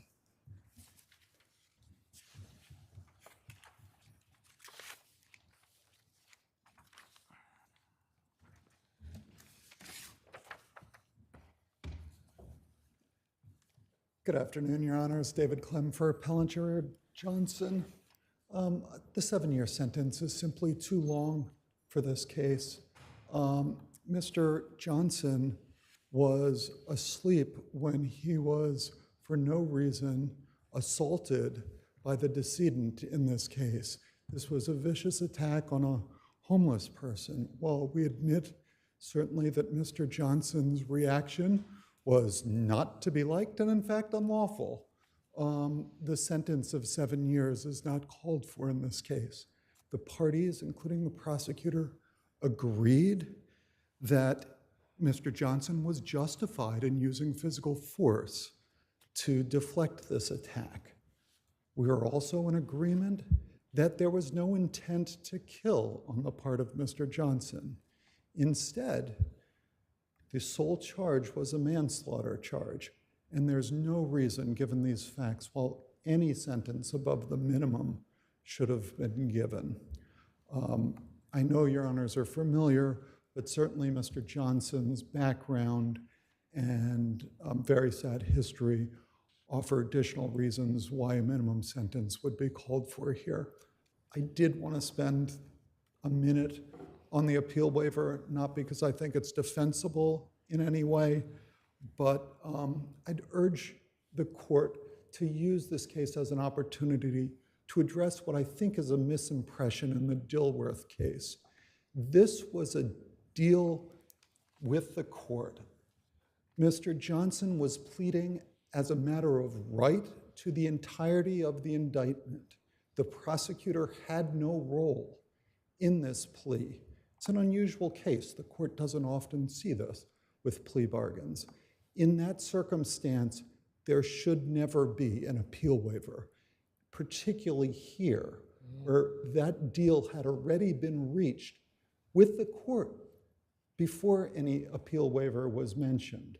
I don't think that's what was meant by the Dilworth panel. In fact, in that case, there were additional charges. The plea required the consent of the prosecution. This plea did not. There's any number of other reasons why the appeal waiver is bad. It conflated the right to appeal with the rights that are automatically extinguished.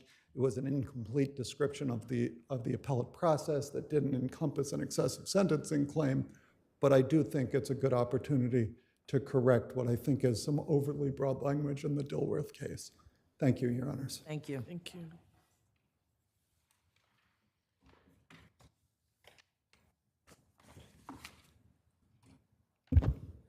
Good afternoon, Your Honors, and may it please the court, Emily Galt on behalf of the people. Defendant validly waived his right to appeal, which forecloses review of his excessive sentence claim. During the oral colloquy, the judge took care to separate the trial rights from the appellate rights. He explained that the defendant was giving up his right to a jury trial to have the people prove his guilt beyond Who required the waiver of appeal? So in the beginning of the plea proceeding, the people asked the court to impose a waiver of appeal, but they didn't force the judge. The judge was free to say no. And after the people requested that, the judge said, okay, and then defense counsel said, let me discuss this with my client, and then they discussed it, and defense counsel said, we reached a disposition. So then the judge went through the trial rights, and then defendant did allocute his guilt, but this is different from the cases that defense cites in their brief because the appeal waiver was discussed in the beginning. So after defendant pled guilty, then the judge moved to the appellate rights, and the judge said, normally you would have the right to appeal, you would have an attorney on appeal, but by waiving this right, you don't have that. You're retaining some of these rights, and they're laid out in the document titled Waiver of Appeal. Have you reviewed that? Defendant confirmed. Defendant and his attorney both assigned the written appeal waiver. So given this, the waiver of appeal was valid. And even if your honors were to reach the excessive sentence claim in the interest of justice, it should not be reduced. Defendant stabbed and killed an individual and received 7 years in prison, followed by 5 years of post-release supervision. He fled the scene immediately after the incident while his victim stumbled away. Defendant was caught on video camera putting the knife in his pocket and I believe wiping it off. He faced a maximum of 25 years and got well below that. He got below the people's recommendation of 10 years. This was also his 33rd conviction. It was his third violent felony conviction. He had 2 priors. He also had 30 misdemeanor convictions. Were those 2 violent felonies within a 10-year period? No, so he was not a predicate felon. Okay. But he also had the 30 misdemeanor convictions, and he had his parole revoked in the past. So given the violent nature of defendant's crime and his extensive criminal history. Is the extensive criminal history attendant to mental illness and drug addiction? The misdemeanors that he had, they were, some of them were controlled substance. He had assault in the 3rd degree, criminal possession of a weapon, some petty larceny, so they were a little bit of a range of everything. But so kind of the thing you see with homeless people? I'm sorry? Kind of the pedigree you see with homeless people? Not necessarily, Your Honor. Like I said, he had possession of a weapon, assault in a 3rd degree, And these were relatively recent too, unlike his prior felonies, which were in the 1990s. It was 2019, 2018, 2016. So given all of this, his sentence was fair and appropriate and should not be reduced. Thank you. The very notion of an appeal waiver, although I guess we all recognize it's a little absurd, but the notion of it is that the parties both get a benefit from it. I could argue that, of course, that never really happens, but we know it didn't happen here. There could not be a clear record here. There was an agreement, the court offered the sentence, defendant accepted the sentence, and only then was an appeal waiver ever mentioned, which... The appeal waiver was mentioned before he took the plea. It was mentioned, the court made the offer at the day before. We come to the day of the plea proceeding. The defendant says, yes, I'll take that offer. Yes, but when the prosecutor made the statement, Judge, if you're inclined to give him the 7 years that he wants, I would like it to be conditioned on an appeal waiver, then defense counsel said, let me talk to him first. Yep. And he did confer with the defendant. Yep. And then he said, Judge, we have a deal. Yep. So there was an agreement. Before that, there was a deal. Deal already. Before that, the judge said, I'll give you 7 years, and the defendant said yes. So there was no benefit that the defendant was getting from this added condition on the appeal. And, you know, every other department has recognized very explicitly in this context, the Sutton case, the Esposito case, the Fu case, all from the second department. There's also a third department case called Guerrero, that judge offered pleas, where it's a plea as of right, there should not be an appeal waiver because the court has no interest in it. Exactly. It's not for the court to defend the people's interest. And your client pled to the entire indictment. He pled to the entire indictment. It wasn't a plea down. Which means that the yet people another... were not a part of that process. Correct. Got it. Thank you, Your All right, Honor. thank you. Congratulations again. Thank you. Thank you.